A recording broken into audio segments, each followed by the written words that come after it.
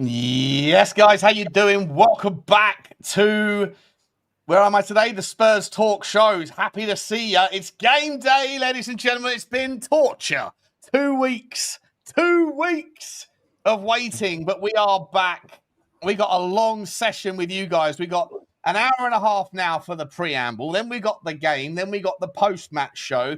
It's Spurs Talk Show Central today, and I'm here with Jim from Oso Spurs and Blaine from Super Spurs TV, and the man around the house is always super generous around the house. We've also got James from Spurs Related joining. We've got James Flower joining. We've got Lubo joining at some point. We've also got loads of people coming in and coming out. It's one of those kind of days of everyone getting together and talking about Tottenham. Jim, how the devil are you, my man? How are you, buddy? Good to see you. I'm doing really good, thanks. Yeah, I'm just so glad that international break period is over and we've got our beloved Spurs back in a game that, of course, we never fail to disappoint in, he says. But yeah, I'm really excited, mate. How are you?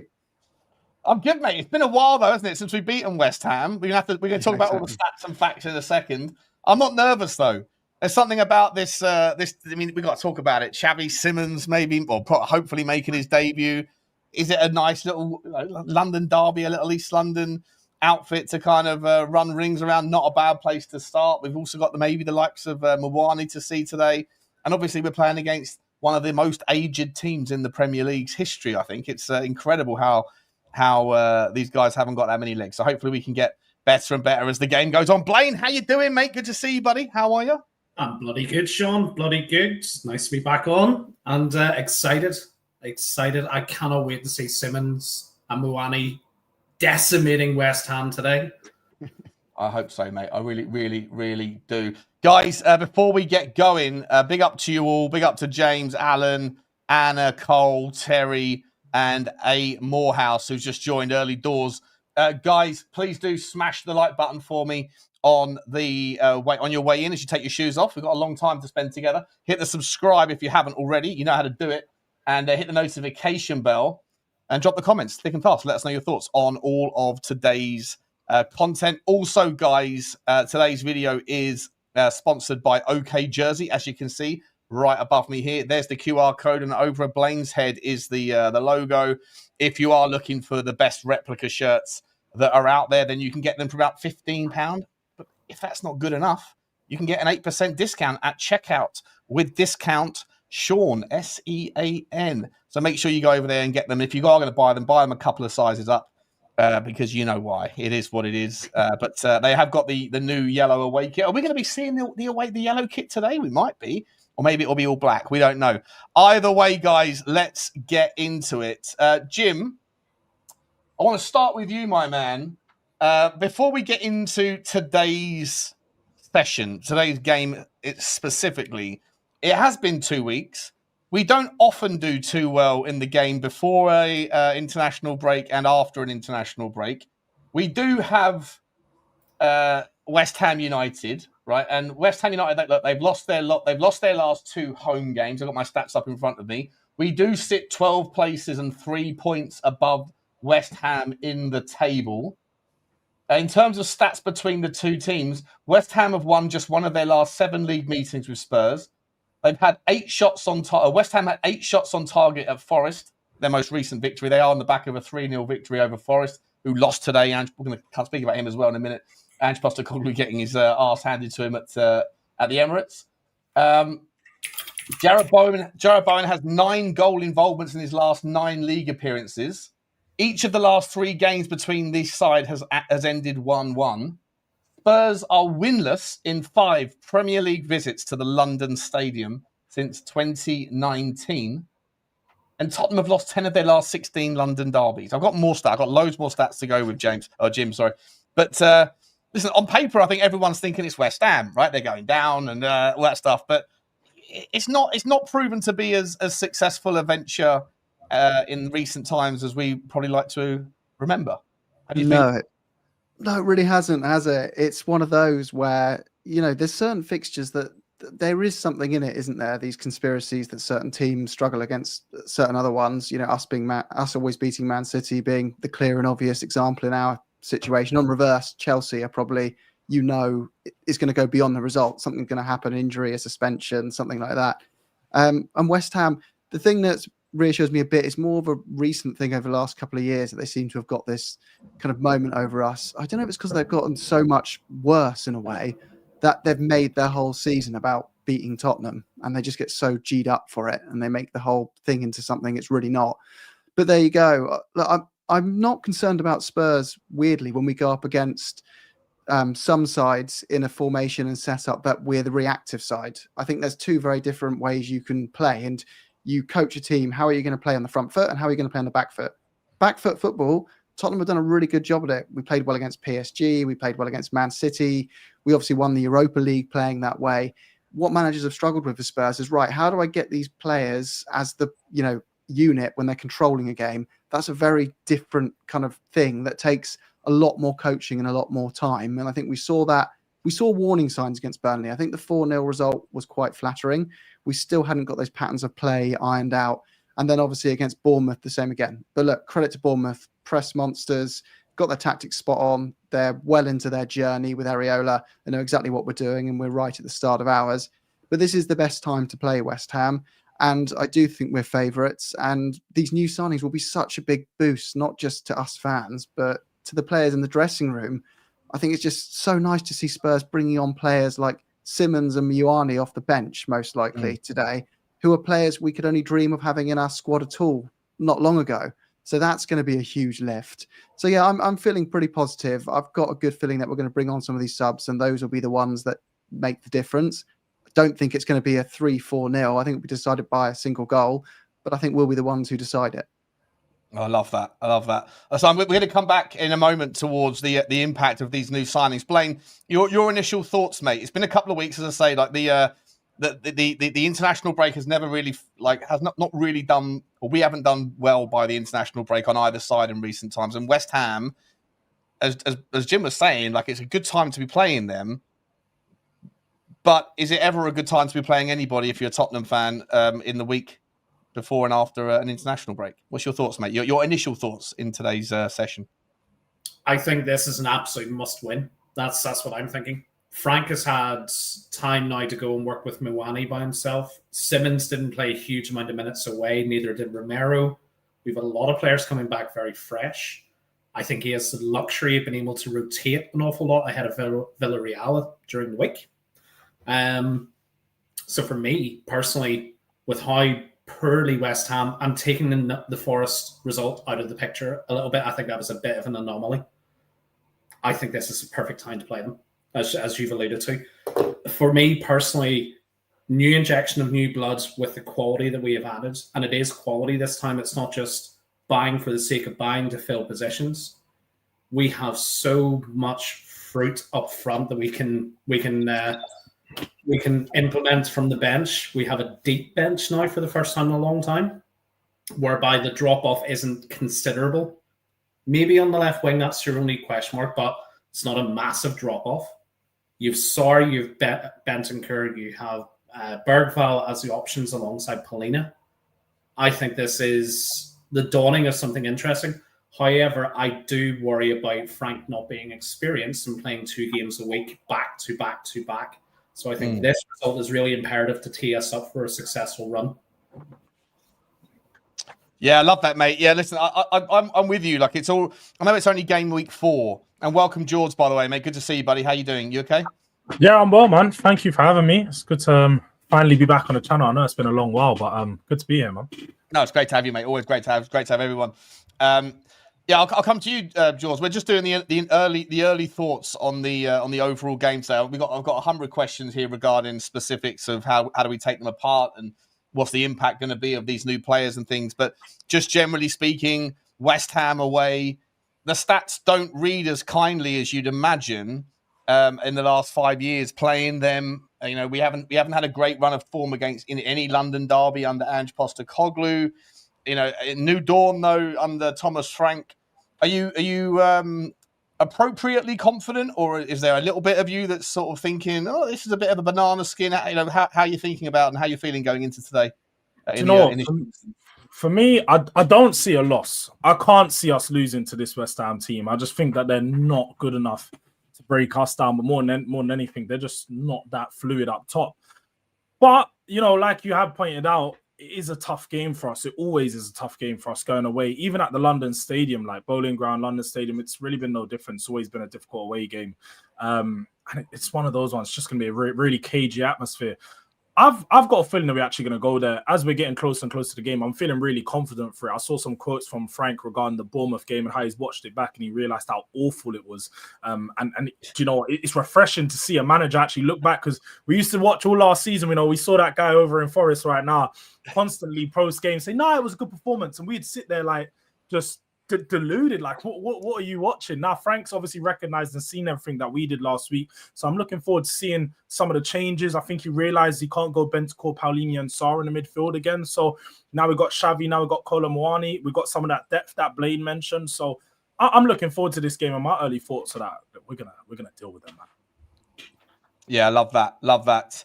I'll stick with you, George, in this one, mate. Just in terms of the impact, right, of like, you know, in fact, let me start before I get into the specifics. I've been asking everyone that's come on my channel for the last couple of weeks, like, do you agree with me that there seems to be a weird energy amongst the Spurs fans that is a little bit surprising given the way that the season finished last year, lifting the cup, the biggest cup we've lifted in 45 years. Ange departs, half of the fan base that, or at least online, half the fan base. I don't think the online fans represent the real life fans in anything in life, but least of all in Tottenham or in football. But half of the online fans should be delighted that they've got rid of Daniel Levy, right? That's what they wanted. Mm-hmm. You've just signed Xavi Simons, a worldie of a 10. In my opinion, probably going to be better, prove to be better than Eze, in my opinion. Time will tell. Same. You've signed a Kolo Muani, a player everybody wanted in January and couldn't get hold of. We've signed Paulinho, a monster leader in the six, filling that spot. And we've signed Mohamed Kudus, who's the best signing that's already sort of delivering results for Tottenham for a long, long time. And we started the season with 2 victories, and one of them was against Manchester City. Obviously, the Bournemouth game was a bit of a damp squib, a bit of a gravity pull, I guess, taking us back down to earth. But I feel like the momentum that I was expecting after getting the trophy drought monkey off our back, I was expecting there to be just like supreme positivity and everyone pulling in the same direction. But I don't feel like anything's changed. I feel like the energy amongst the fans that I speak to, the chat, when I look on Twitter, all the streams I do, wherever I go, Spurs 5 chat, all that stuff as well. It just doesn't feel like Tottenham fans are as optimistic as I feel like they should be. And I'm trying to figure out if it's just momentary because we haven't yet seen Simons and those players come in, and because we lost against Bournemouth and it was international break, so it just sort of breaks the momentum. But I'm not feeling the energy that I was expecting to feel from the fan base. And I wanted to know, George, I'll start with you. Do you agree with me, or is that just a personal thing that I'm feeling and you don't see it? No, I agree with you wholeheartedly. I've started to learn that just over the years. I think Spurs fan base is just a very sad fan base in the sense that we're always angry. I feel like we're never happy. Like we don't know how to just like enjoy the moment, enjoy what we've got. You know, when we had the trophy, it was, it's only Europa League. It's Europa League. We should have won. And as much as we all know we should have won that, we still won the trophy. You've got to go out there and actually get the job done. Then, like you said, we've had not an amazing window, but still a very impressive window. And if you told many people we're going to get Kudus, Xavi Simons, and Paulinho before the window, 3 players that you'd consider top signings, most people would be like, yeah, sure, great window. We'll take that. And then, like I said, leaving like, I don't really understand. Well, I think a lot of Spurs fans are too zoned in on the minute stuff, the things that don't really matter. And rather than just, look, we got a new manager, the football looks better. We look a bit more refreshed. And like I said, we got all these new players that still haven't really been embedded into the team. We still haven't seen the best of this team, but everyone should be optimistic. I don't know. I'm naturally an optimistic person, so I'm always sitting here and I'm just like looking forward to seeing Spurs play. I'm looking forward to Spurs games. I'm always just positive. Even when we're bad, I'm trying to see the positives, but I think there's a lot of people in the Spurs fan base, or just our fan base as a whole, that likes to focus on the negative, or look at the rivals and be like, we haven't got what they got, and just focusing on everyone else. That's what I'd like to think. Yeah, it feels like we're focused on what we can't control, doesn't it? And it's like there's definitely hangovers. Sorry for jumping in there, Sean. I saw your camera went off and just thought you might not be back with us. Appreciate you. But yeah, I feel there's still a hangover from Ange. There's still people with strong feelings about whether he should or shouldn't have gone, and there's desire to prove their and validate their opinions from last season into this season. So it's at the first opportunity, where can I give examples of coaching changes to kind of more insinuate that we weren't doing things before, or where can I give examples where things have instantly gotten worse because we've gotten rid of Ange too, and they lead to, where's the motivation in a big game against PSG? He would have got us over the fun. None of these things can be proven. They're just people's conjecture and opinions coming out because they've still got that frustration from the arguments last year. And I think it's a shame because it got so personal amongst each other. It became so deep rooted.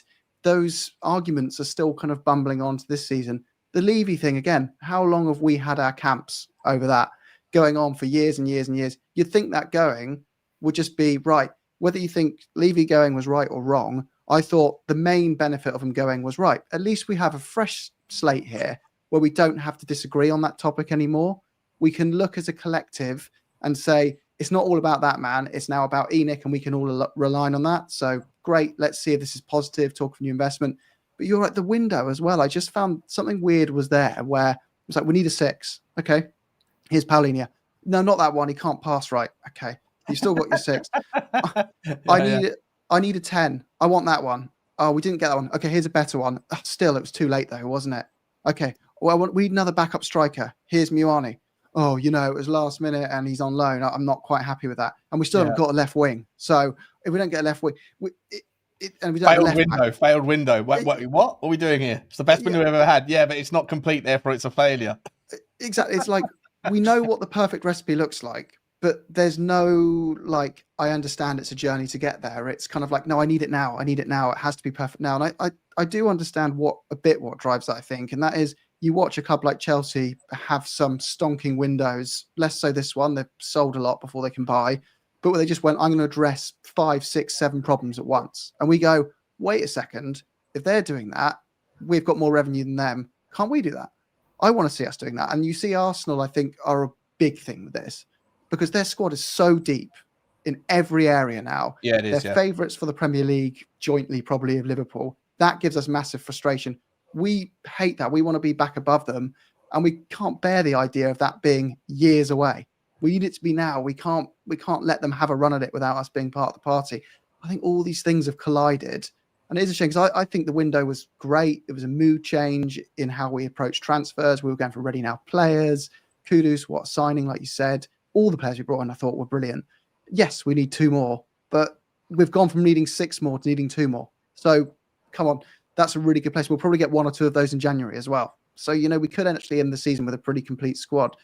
I'm excited. And I think, look, we've got to give Frank the same patience that many of us demanded of Postecoglou and say, look, if it doesn't hit the ground running straight away and start blowing teams away, so what? He's a good coach. He's a smart guy. I love this comment. Some of you guys saw him about acknowledging Bournemouth, saying, we played Bournemouth. It was a horrendous performance.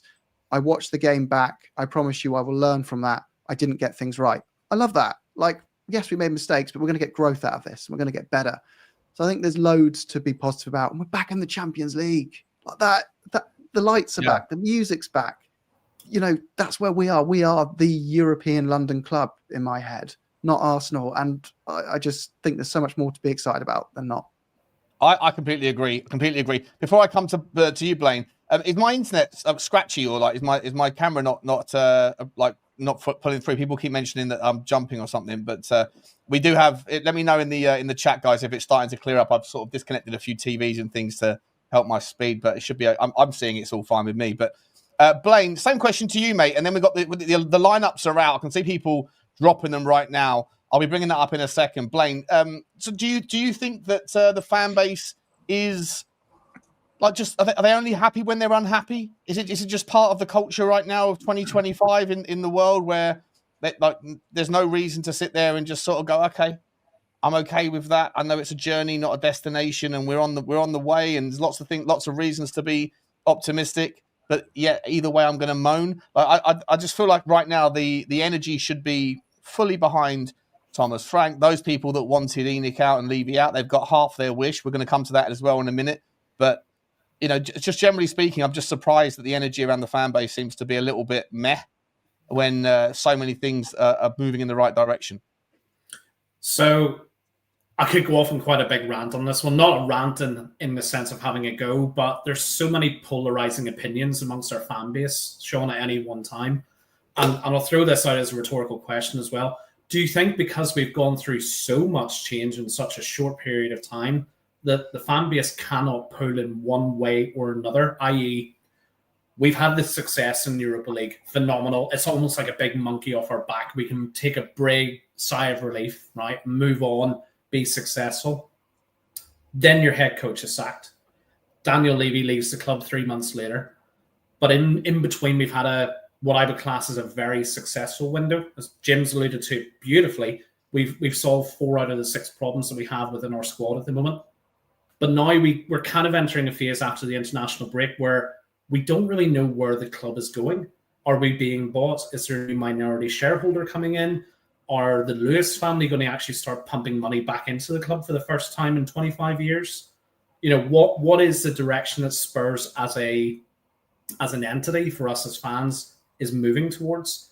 Are we going to see us pushing on back into the top 4 within the next couple of seasons? Are we going to see big investment? Are we going to start to see us being dominated by a US entity where there's more focus around bringing in like some an NFL franchise? At the moment, I don't know what way to look. And I think, Sean, you've alluded to it quite nicely. We've had so many years of one side versus another side, Levy in, Levy out. That's now dispelled. That should be our stake in the ground to say, right, let's move on together as a fan base. But even now, you only have to look at your group chat, for example, and I know that's in isolation against the vast majority of fans, but we still have people not necessarily arguing, but having such polarizing opinions of where they want to see the club going. I've never seen in my lifetime supporting Tottenham one singular let's go this direction as a fan base. You always have a competing 60-40, 50-50. It's never a sole opinion, which is really, really strange. I don't know if it's systemic because of us being owned by Enoch for the last 25 years, or has this even existed back into the 70s and 80s? You know, I obviously wasn't around during that time. So it's an interesting scenario, and I think we need to have pure focus on the on-field success now behind Frank. He needs us to unite together. And I, for one, think it's going to be a very challenging first year. He needs to adjust to playing sometimes 3 times in 10 days, which he's never had to do before. He has a new squad, effectively, to him. He has a new direction that he wants to take. Let's get behind him. That's the number one thing for me, is let's support the manager, let's support the new players that have come in, and let's see the on-field success that we deserve as fans. 100%, Blaine. Love that, mate. Love that positive message. The teams are out, ladies and gentlemen. The teams are out. Before we get into it, please don't forget to smash the like button. And I have placed it set the links in there in the chat for Oso Spurs, Jim's channel, Oso Spurs, wonderful channel. Please get over there and show your support for him. Please get over to Do-Rag Diaries as well. The link is also in the chat there. And also for Super Spurs TV, Blaine Devlin, the most generous of all of the generous Spurs fans out there. Here's the starting 11, guys. Is it on the screen? I think it is. Let's have a look at it. Some interesting inclusions here. Vicario is starting in number 1 in goal. We've got Romero and we have Micky van der Ven. I hate the fact they do it numerically. It's honestly so hard. It's like you're sitting there trying to figure it out. It drives me up the wall, mate. I don't know why they do it this way. Like, what are we doing here? Romero, Van der Ven, Jed Spence, and Pedro Porro. So Spence keeps his place at left back. No starting berth for Destiny Udogie today. In the midfield, we have Paulinho in the 6, Berghvall and Pape Sarr, as it was at the top. Sarr in the 10. And then we've got Kudus on the right. We have... No, wait a minute. Yeah, Kudus on the right, Xavi on the left, and Mathys Tel up front. No Richalison. That's interesting. Oh, wow. That is interesting. Mathys Tel gets back into the team, but Mathys Tel is playing as a 9. I mean, I somewhat understand giving Mathys Tel the chance because he got kicked out of the Champions League squad, so it's a way of making him feel included. But I would have said Tel off the left if you were going to do that. Tel in the 9, I haven't seen him put in a great shift in the 9. I've seen him be far better off the left, and he was great against West Ham this time in this same fixture last season. Initial thoughts there, George? Yeah, like you said, I think Tel in the 9 was the only real question for me because I did think Tel might start, especially because we got Champions League next week. I think Tel's going to see a lot more minutes in the Premier League, and maybe Odebert's favoured for the Champions League. I thought we were going to see Tel off the left and maybe Richalison up top and then, Xavi in the 10. But I don't know. I'm still like the lineup. I think Sarr's just been playing out of his skin these last couple months under Frank. And I think he's one of those players who he's really looking to build around. So I think Sarr's always going to be a starter in that midfield at this moment in time. It's going to be interesting to see whether Berghvall or Sarr's the most advanced midfielder who's going to be playing in that 10 role. But I'm not surprised to see Xavi off the left. That's where he played majority of his career has been off the left. And he does like to pick the ball up off the left, but more drift inwards with that ball and pick it up in that left-hand space. And just knowing how West Ham have been, and Wan-Bissaka's a bit shaky at the back at times, especially with his positioning. We could look to take advantage of that. But apart from the Tel up top, like you said, he hasn't really had a good game for Spurs in the 9. I think I'm happy with the lineup. It's a lot of legs in midfield as well, which I think is an interesting tactic against West Ham because we're going to have to dominate that midfield. Yeah. Do you think as well, is this an idea to play them on the counter? Because that's a lot of pace up top. You got to think as well. I think Simmons, his preferred role, right, is on that left wing 10 role. He'll be drifting into the centre as almost acting a bit like a shadow striker at times. So I think you'll almost have 2 up top today when you're looking at Tel and Simmons, where Simmons slightly deeper, but you'll have a double threat there as well. And I'll be hoping Kudus can stretch the defence on the wing as well and create spaces for them. I think you've got to chuck Tel in there. You can't just, with the players that low on confidence and all the situation around him. Yeah, it's a difficult one. If you don't play him, it's just going to get worse, the whole situation. It is surprising that we kept out both Richalison and Muani for quite a big game, though, isn't it? Whatever way you look at it, but it's a brave call. I would have thought they would have given like Richarlison. No Bentancur as well. Go on. No Bentancur either. It's interesting about Bentancur. We're going to come to Bentancur in a minute because he's only got 8 months left on his contract. And there's rumours that we're trying to push through a contract for him, but there's been rumours about that for about a year, and they haven't got anywhere, and it doesn't seem like it's particularly close. For me, let's compare it to the West Ham. Let's look at the West Ham starting 11 here. So West Ham have got Hermanson in goal, Walker-Peters off the right. At least they do it the right way round. Walker-Peters off the right, Mavropanos, Kilman and Diouf, their new left back, who's pretty handy going forward, but shaky as hell defensively. So I imagine Kudus is going to have a good time against Diouf today. James Ward-Prowse and Fernandez in the double pivot, I'd imagine. Paqueta in the 10, and then, or maybe they're going to put Fernandez on the left. Souček maybe in the double pivot. Somerville will be off the left. Somerville will be off the left. Bowen's going to be off the right. Who's playing up front for West Ham? I think it's Paqueta off the left. Oh, sorry, Somerville off the left, or Paqueta or Somerville off the wings, and Bowen down 9. Bowen in the 9. So Bowen in the 9. Yeah, Somerville off the left. Paqueta in the. Oh, sorry, I don't even know. Don't even know, to be honest. It's a weird one for both of them. To be honest, this is what I mean. The left winger. Bowen usually plays off the right. Maybe they're going to go 2 up top. I don't know what they're doing there. That's a weird one because Paqueta's certainly the 10, isn't he? Yeah. You'd like to think he's the 10, but I've got a feeling he might not be playing in the 10 this game. And that could work out for us because, to be honest, if we're looking at one of the places where we are weak at the back, it would be in that left wing position where, Pedro Porro at times can be a bit shaky. We know what happened with Semenyo in that last game, just absolutely, it was like a man versus a kid, man. It was honestly a very shaky game for him. But if Somerville if he can handle that 1v1 versus Somerville, I don't really think West Ham have too much threat away from a set piece where we always know someone like Souček could pop up with a header. But and Ward-Prowse is a direct free kick taker as well. Mm-hmm. It's interesting though, isn't it? So there's no space for Callum Wilson. Obviously, we know Fulkrug's injured, but Callum Wilson doesn't get a starting berth. So yeah, they must be putting Bowen up front. But I always thought that Somerville was a left winger. Mateus Fernandez can certainly play off the left or play in the 8. I've always thought of Paqueta in the 10. And Souček, I've always thought as well, he hangs more on the left-hand side. Surely they're going to be attacking down the left more than the right today, I would imagine, and going after Pedro Porro. So Pedro Porro is going to have to do what he hasn't done very well in the last. I can't remember the last time Pedro Porro pocketed a left winger. Can anyone remember the last time he had a good defensive performance against the left winger? It's not his role. They seem to always use him as like a kind of hybrid right wing back, creative midfielder, don't they? It's because he's just so technically good. But I always feel so exposed on that. I'd have thought we'd have gone for Spence and Udogie.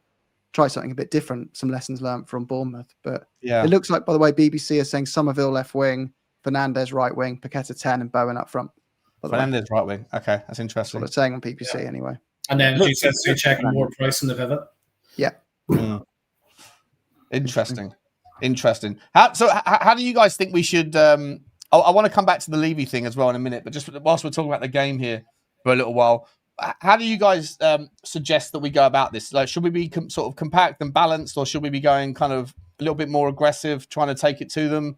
They are obviously away from home. It's an interesting game. The atmosphere, they haven't sold out their stadium today for their own cup final. It's a little bit weird that, the energy around West Ham, like if we go and get an early goal, you can imagine the atmosphere getting toxic. Is that an incentive? Is that a motivating factor to start early and go a little bit more aggressive at the start?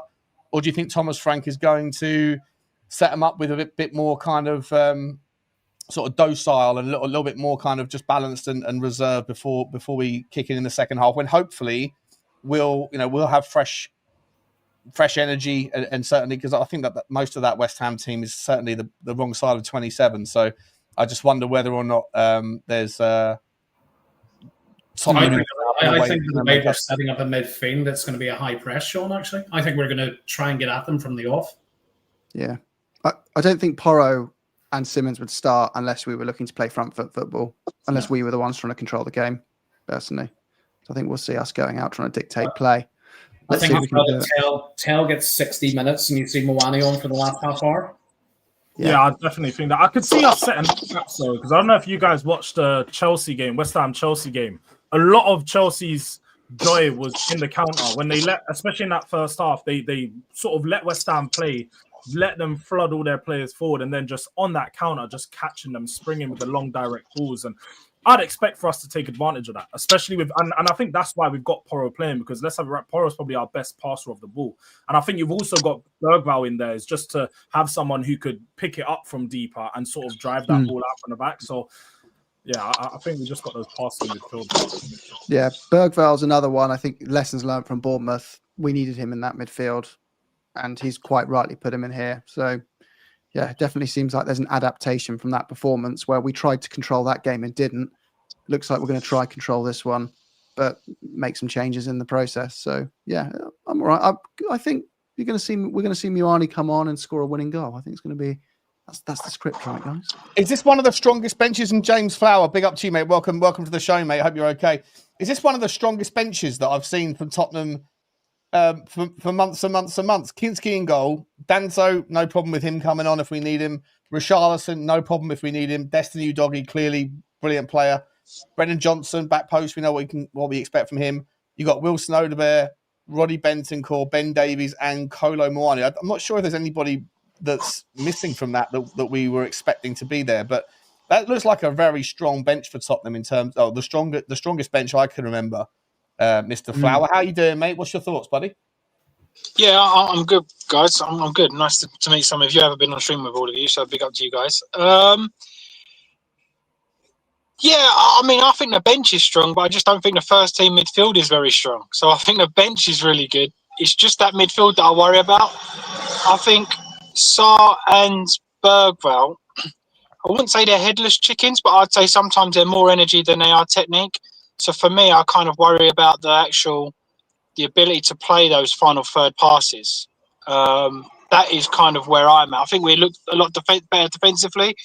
but I do worry about transitioning from the back to forward with those two in midfield. Did you not like your thoughts on the first 11, mate? So is it just the midfield you got an issue with, and who is the issue there? Polinia, Berghvall. You're not fancying Berghvall today? I don't mind Berghvall, but if they played Berghvall, I think I would have liked to have seen Sarr dropped and Xavi in the cam. Then maybe play Muani, but we don't know if he's fully fit. I don't know if you guys know, is he fully fit or is it Muani hasn't played since the Cup, so he's about 3 or 4 months, about full 90 minutes. Oh, okay, fair. No, okay, fair. Then that's... Yeah. Label's not going to be happy. No, Archie Gray. Archie Gray missed out. That's interesting, though. He's been completely dropped from the squad. That does show you that, and we've still got 2 or 3 other players to come back, right? If Maddison gets back this season at all, if Decky gets back by November, Radu Dragoson's not far away, and obviously you've also got Dom Solanke that's also just missed out. Apparently, he's not as bad as we first thought. You're starting to think that actually, if we can keep these players fit and get the ones that aren't back, there's going to be more than just Archie Gray that are going to be left out of match day squads. That's actually, I think it's the deepest squad that we've had for quite a while. Then, boys, do we? Is that fair or reasonable, or am I being over the top there? Oh, absolutely. I think if you was to play, for me, I'd like to see Decky in at 8 personally. I think he's got the legs to be a number 8. I would like him to be transitioned into a number 8. And then if you're talking Polinia, Decky, Maddison, Xavi, Muani, Kudos, I mean, you can't complain with that for me. You really can't. Does that put us back into? Sorry, James. I'll just finish really quickly. Does that a fully fit squad? Does that put us into like a sort of the 5th best squad in the Premier League if we can get them fit and keep them fit? Absolutely. I think if you put Decky, Solanke, and Maddison on there, you're starting to have to remove Premier League proven, ready now, top 6 quality players, off your bench. I haven't seen that off Spurs. We didn't see that at Poch's era, did we? We had a far better, well-tuned starting 11, but the bench was always the problem. It was the depth that's always been the issue. We haven't had a good bench for any period preceding then. So this is by far the deepest squad we've had.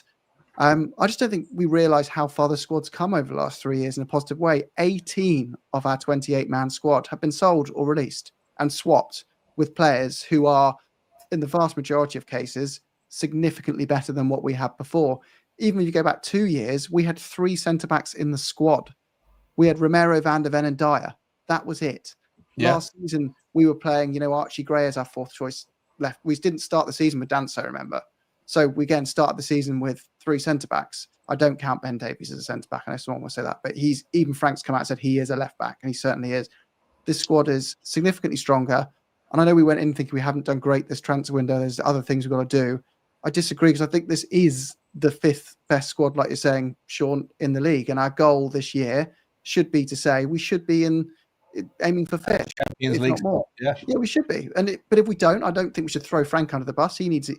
It's all well and good having the players. You've got to coach them. That takes time. So I think, you got to give him time. But if he came 5th, I wouldn't say that's a miracle. I'd say we have the 5th best squad, arguably 4th. So we're better than we arguably 4th. Who are we challenging? I think it's on a similar levels to Chelsea's. I think Arsenal are miles ahead. Liverpool are miles ahead. City are ahead. 1 mile ahead. Yeah. But I think Chelsea have gaps too. If they for sure, lose, Chelsea are weak. Chelsea are thin at the centre back spot, in my opinion, and one or 2 injuries to the fullbacks, and they're in a bit of a I think defensively Chelsea are thin. And I disagree with that statement. I completely disagree with that statement. I think they've got a world-class midfield. I think they've got some proper talent going forward. Giles, Pedro up front. I think they've got Palmer. I think you're talking of like world-class players there, and I don't think we've got one world-class player. So I don't think we're anywhere near some. You were talking about Chelsea. World-class. I think they've got that's what I would go with, Jim. I think depth-wise, they have a lot of depth, and nobody can question that. When you talk about they have a few players of top quality, like you named. You got a Caicedo, Enzo, and Palmer, but away from that, they haven't got the top quality players on the wings, in the fullback, but like Reece James as well, give it to him. But like the depth is still not there. I think if we see this team perform under Frank consistently and some of these players pick up their performances, I think this squad's definitely could go toe to toe with Chelsea, especially when you look at some of these positions, like some of these players. I don't think there's a massive I agree. I get your point, and I understand it. I just completely disagree. We got Richalison and Solanke. They've got Delap and Pedro. There's levels in my. Delap's out for 6 months, so they don't have him. Yeah, but what we were saying is if everybody was fit, you know, Maddison or Palmer, I'm taking Palmer. Pedro or Richarlison, I'm taking Pedro. There is so many. Their midfield for me. I mean, I think Caicedo and Fernandes are the most underrated players in the Premier League. If everyone's fit, they got Reece James back. To be clear, we're not saying the first 11 stronger of Spurs. We're just saying the bench is, and the squad itself, when you look at it as a whole, they're one midfield injury away from Fernandes to having a big issue. They're one injury at centre-back to looking quite thin. I just think depth-wise, we've bridged the gap significantly to a point where you can say depth-wise, Spurs are there or thereabouts in 4th or 5th in the league. Well, I think we've bridged the gap, but even like I mean, I'm pretty sure that most of us would have said, "Oh, are we still here?" Hang on. No, we're back. Sorry, guys.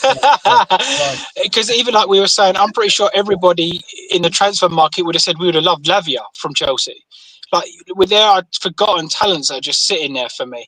That new young winger that they signed from Brazil looks like a right handful. You know. They have got player after player after player for me, and that's. I mean, I think our first 11, if everyone's fit, is very good. I still think the bench is rubbish, to be honest. I think Berghvall has a long way to go. I think Sarr tactically is rubbish. I don't like Dom Solanke or Richarlison. I think Brennan Johnson is a man less. So these players that could come on, maybe they could do 10-minute job. But I think if you're relying on them as players, I think they're awful. You know, it is Flower, though. I think this goes back to what we said, Sean, like earlier before you joined Flower, about us like looking at our rivals and like doing a comparison, and automatically, because they're rivals, we don't watch them. Most people ain't watching them every single game. So you think a lot of their players that they have are like so damn better than us. Because you watch let's say Johnson every week. Johnson scored more goals than most of their attackers last season. He's not that great, but he's damn sure more effective than most of those players. You talk about some of the signings they made. They got Jamie Gittens now as their option. I'm not being funny. We signed Kudus. They wanted Kudus. Kudus is levels above any winger that they have. So I agree. I think it's and they wanted Javid Simmons as well. What we don't have. They wanted Simmons as well, and we got Simmons. Come on. Yeah, that Matt Law, Matt Fraud. Yeah, I think there's. Go on, James. Sorry, Sean. No, I think, don't get me wrong. I mean, I'm a massive advocate for Simmons, Muani, and I think this transfer window and the first one that Ange had, I'm very happy with how the board act, where they brought in Van der Ven, Maddisons. They are the kind of players we need to be signing. Where I would say what we are, I would say Chelsea need that bit of sprinkle of gold dust, whereas I feel like we've got a very good first 11. But everyone behind it needs to be backed up. So from now going forward, what I would like to see is, right, for me, Tel's not good enough. Right, so let's go and get a proper striker now. And then drop Tel to the bench. And then you say, Berghvall. For me, Berghvall, there's a lot of players that you could upgrade on Berghvall. So let's go and upgrade Berghvall and put Berghvall on the bench. And then when you kind of do that for me then is top 4, top 5. Because injuries happen over a course of a period. It's Paulinho that's signing. We signed Paulinho and we dropped Berghvall to the bench. He was our player. Yeah, that's what I'm saying, yeah. That's what I'm saying, yeah. For me, that's the right... But I think now we've got our... I mean, almost just echoing what everyone's saying. I think now we've got our best squad we've had in a long time. But we can't sort of rest on our laurels and go, yeah, this is a fantastic, everything's good. This is the point where we need to build on. We need to go, right, we need a striker, let's go buy a striker. Or we need a number 8, let's go buy a number 8. Or whatever it may be. For me, I was a big advocate of... Sorry, Jim. Sorry, finish your sentence. And then I want to pivot into what you're talking about there with the ownership. Go on, finish your sentence, mate. Sorry, I didn't mean to interrupt. So for me, I was a big advocate for we don't need a centre-back this window because we don't. Like, Dragusin's coming back. Danso, for me... man, I'm going to say it. I think Danso's a better defender than Romero, personally. But so that's how highly I rate him. So for me, you've got 4 proper centre-backs ready to step up, plus loads of youth, which I'm well happy with, which is why I don't want another centre-back. For me now, I want us to say, right, January, we only need 1 player, for example. say Tel starting today, for me, he's the weak link in the squad. Right, Tel out, we're going to go and buy a striker for 60 million, done, shut up, we're all good, let's go again. And then next window, I'll only sign 2 players. We'll go and buy 2 players for a number 8 or a left back or whatever you decide to do. So I think where we are now, personally, I think it's the best position we've been in a long time. But the danger is if we stop investing and stop looking for the future to get better, we will have a Kudus injury, and then you're bringing in Brennan Johnson for the rest of the season.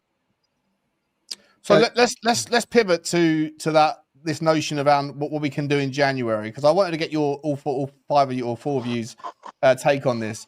I've been pretty skeptical of late of this narrative, this PR spin that's going on within the club. For those of you who know the channel, I often get accused of being a sympathizer of Daniel Levy and like backing the board, all this sort of thing. And for what it's worth, like I don't care how you perceive me. I actually think that our owners are, have been very good at doing the organic thing. And obviously, yes, when you compare them to what Chelsea and City are doing, and they've won 11 of the last 15 Premier Leagues, like 77% of all the last 15 years of Premier League titles, which is the best barometer of where you are as a football club, have been won by cheats. And not only are they just cheats, they're teams that don't need to cheat because they already have access. They've always had access to unbelievable resources to be able to have that leg up anyway. And yet, despite that additional value, they still cheated. It's absolutely asinine to me to hear any argument that we should be able to compete with them or that what they're doing is okay. It isn't. But I've always challenged the idea that it's not about us, it's about the bigger problem in football. That said, at this stage, the rules are so clearly so transparent and so completely non-existent in terms of any kind of pushback that there's an argument that you can say you might as well if you can't beat them, join them, right? But at the same time, I'm not going to sit here and have the wool pulled over my eyes. The narrative that's getting presented by what is it they're now being called? It's not ENIC. It's not the owners. It's the majority owners, right? It's the new phrasing from Vinay, from Thomas Frank. The majority owners are going to back us, which is basically some sort of like whitewashing of the history. I don't think that they necessarily were horrendous owners in the first place. But if you are someone that did have a problem with the backing of the football club by Joe Lewis and by Levy in the past, you've got rid of Daniel Levy. There's a benefit to him going in the fact that he probably does cop blocks some negotiations and makes things difficult because he just has this zero-sum approach to negotiations, which I can concede. But I'm not going to sit here and pretend like Joe Lewis's daughters were not part of the issue, right? Like they could have put money in before now. The idea that they're now going to sort of put money into the club at some point, well, the very first iteration of that is a payday loan from Macquarie Bank that's basically coming from guaranteed revenues anyway. So thus far, nothing has changed. It's lipstick on a pig. To your point, James, but I'll come to you first on this one, Blaine, and then I'll go around the houses clockwise. Like, do you believe that Charlie and Vivian Lewis are going to, refresh and actually back the club, and to how much? And what difference will it actually make in the grand scheme of things if the main reason why you're frustrated with the owners was essentially because we didn't win enough trophies, when you've got Manchester City getting away with APT sponsorships that are essentially going to bring in 1.75 billion, and they've just signed £1 billion Puma deal, they're getting 275 million pound per year just from 2 commercial deals. What is 100 million quid going to do from the kids, the sort of second generation Lewis family that are trying to pretend like, don't worry, we've got this? 100 million quid is not going to do anything in the grand scheme of things to close the gap. Are we, as James Flowers has just said, Blaine, are we literally just one good signing away, 2 signings away from being able to compete? Or is it going to take a hell of a lot more than that? Sean, well, I have a great view on this. Hopefully, Jim, I think, needs to go. So I'm going to give him first dibs on answering. Oh, Jim, you've got to go. Sorry, mate. Okay. I'm going to go in 1 minute. Give your take first then. Sorry, thanks, Blaine. Very courteous of you. Look, I think, Sean, this whole change has exposed something that we've been kind of banging on about for ages, that Levy was never the owner. He was a chairman, and that's a completely different role in itself. The fact he was fired supposedly within 24 hours notice, I'm not sure I believe that, do people really think someone can be fired that quickly, but also had final decision and was the sole decision maker, signing off mega transfer fees, building the stadium on his own? You've got to look back now. He was actually probably in a more vulnerable position than we thought.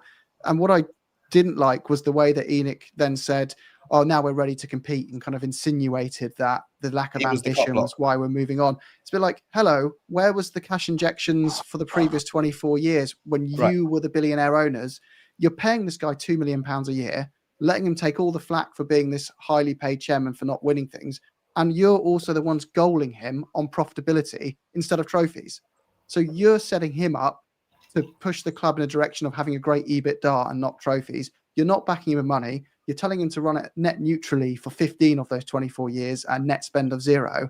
And then at the last minute, you're having 2 or 3 different windows. You're going, right, see you later. This is the right moment to make it look like it's all us. I felt there was a little bit of that going on. But then look, Levy made more mistakes that made it the right decision, I think, to move on now from him as well. But I do think he was set up a bit unfairly in the eyes of the media, and the majority owners never stepped in ever to defend him, even though they employed him in that role for 24 years.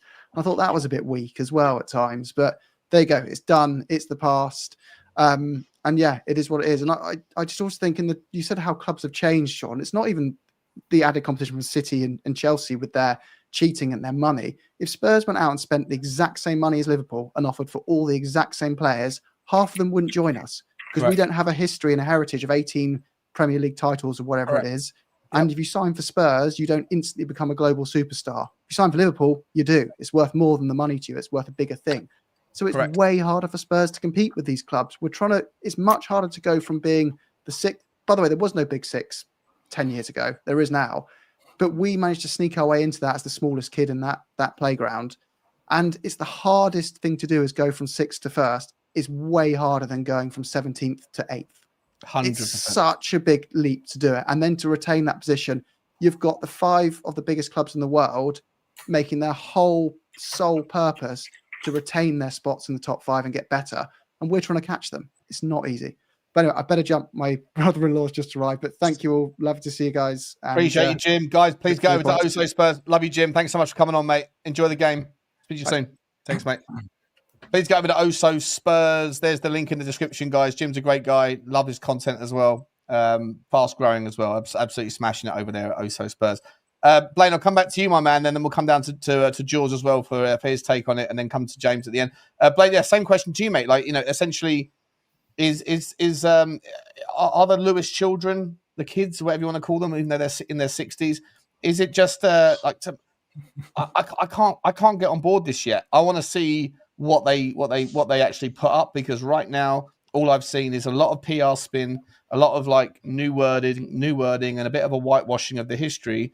And thus far, we've seen is a Macquarie loan that we could have got with Daniel Levy or with anybody else that was running the football club. Nothing's changed yet, but yet they're pretending like they've got us.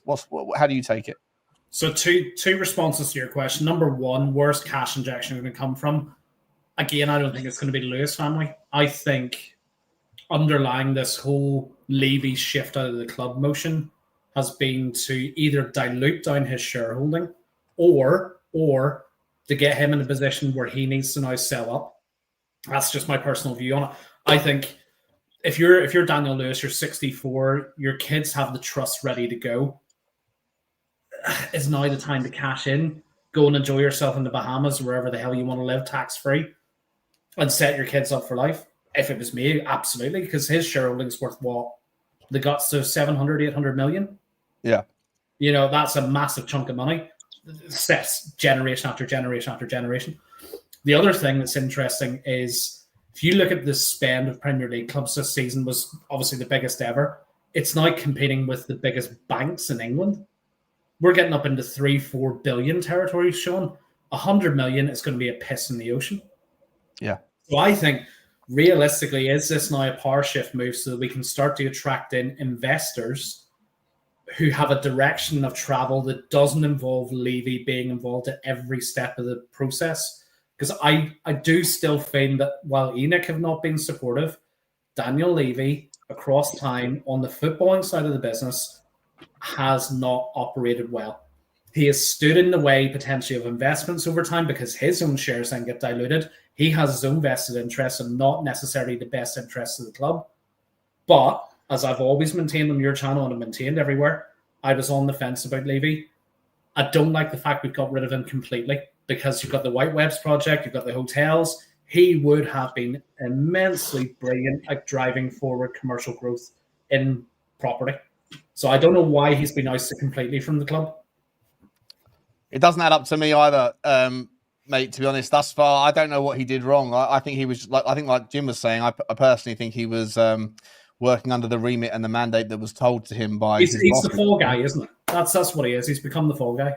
I think so. I think he always has been, innit? He's always been the scapegoat of some sort. And I mean, obviously, we only have so much information. So at times, he's the only person we can blame because to us, he's the person that's been leading the club for the last 25 years. But I do agree with what Blaine said. I do feel like this is sort of it's very convenient that it's happened at this timing. And, you know, they've sort of been working to get all these people out. And, you know, Donna Cullen leaves the same year. You get rid of Scott Munn. You get rid of all the people that Daniel Levy's bringing in.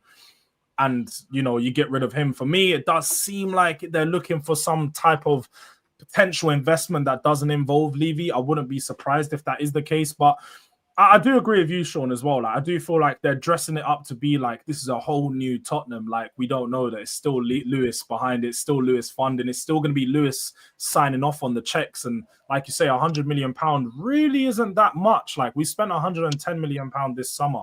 You had Sunderland, Nottingham Forest, and some other smaller clubs spend more than us. Like, there's a lot of clubs going out there spending these amount of money on a yearly basis that if we do truly want to compete, we need to be going into that 250 to 300 million barrier because we see Arsenal just a few seasons ago spend in upwards of that amount. Chelsea as well, Liverpool have done it, City have done it. Like, you have to invest heavy amounts into that team to be able to eventually see the growth on the pitch. But yeah, it does seem really strange that, like, all of a sudden now, Joe Lewis, they want to win trophies. They want to focus on the football. Like, did they not want to focus on the football before? I do think maybe they've got a taste of a trophy. They've seen what it's done for this fan base and seen not how happy it is, but also the financial incentive it is. You know, you win a trophy, everybody's in the Spurs shop the next day. They all want to get their Spurs gear. They all want to get the new Spurs kits. I do think they've seen that incentive and seen how it brings the fan base together. But then again, also, you can look at we were talking about West Ham not selling out their game. I'm pretty sure Villarreal's gone to general sale. So you also have that part of it that, like, you do need to, there needs to be a balance. And whether you want to invest all this money into the team, you still might have to pull money out from somewhere else, whether that's ticket prices a bit lower or so on. But yeah, look, it's all convenient that, you know, now they want to start to win trophies. It just, I don't know if I'll buy it just yet. George, do you also think, see, qualifying for the Champions League year after year now, this year the prize money is £4 billion. £4 billion. Yeah, most money ever.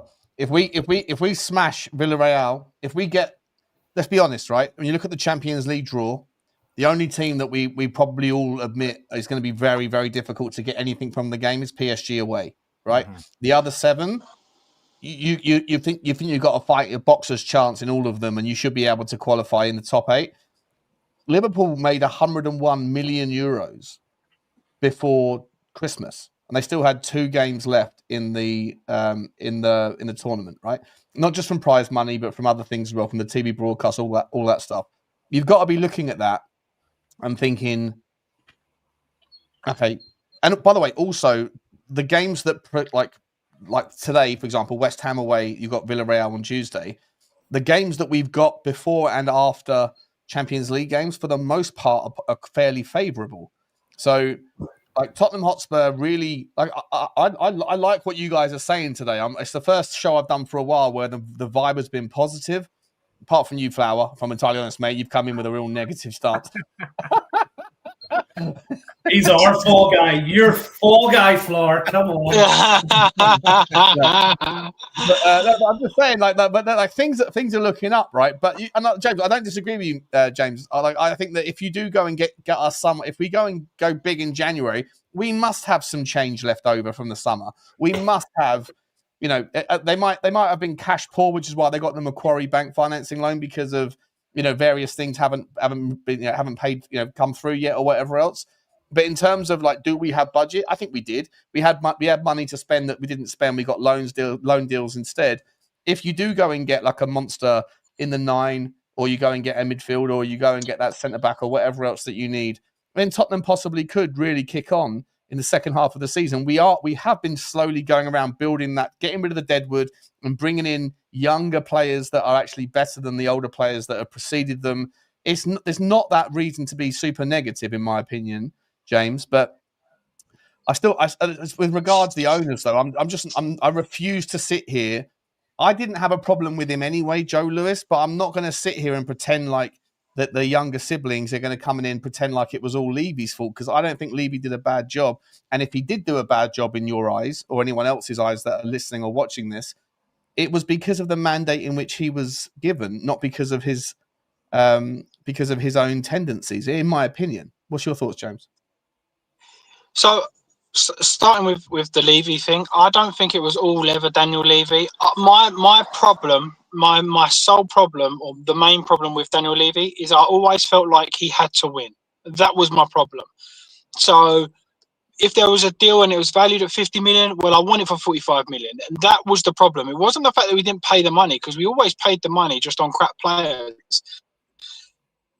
So for me, it wasn't the fact of, like people were saying, if Arsenal, Liverpool, and all that come in for a player, well, I would ask kind of back on that and say, if Daniel Levy put a bid in for Eze at the start of the window, which he agreed to the clauses at the end of the window, if he would have done that on the first day, Eze would have called Arteta, and Arteta would have said, "No, we've got Havertz, we've just got Gyökeres, sorry, mate, we don't need you." So there's a lot of sort of strings to a bow to just say, no, we can't get him because they're Arsenal or we're Tottenham. I don't think it works like that. And as for Joe Lewis, I've always said the same thing. Daniel Levy could be going back to Joe Lewis's office weekly and saying, "Look, we need more players. This isn't good enough. What can we do here?" And he might have said, "Right, well, we got to a Champions League final with this squad. We're okay." Or we got to the FA Cup final, because we have been getting to semi-finals and finals. So they could have been saying, "Look, we're nearly there. Just a little bit more, a little bit more." So it's hard to say. But I don't think Daniel Levy should also get away with everything and then say, well, he's not the problem because Joe Lewis is still there. I think they work hand to hand. Listen, Daniel Levy has earned everybody involved in that company more money than they could ever dream of. For me, my only gripe, and we said before, Sean, I become Levy and ENIAC out. The moment we got to that Champions League final, we kind of fell off of a cliff, and then we didn't sign no one, and it just went dull. And it's like, okay, this season, I said to him again, we're at that breaking point again. Yes, we won the Europa League, but we finished 17th. We need major surgery. We need heart surgery. And in fairness, they went out and did it. Polinia, a huge fan. Kudos, huge fan.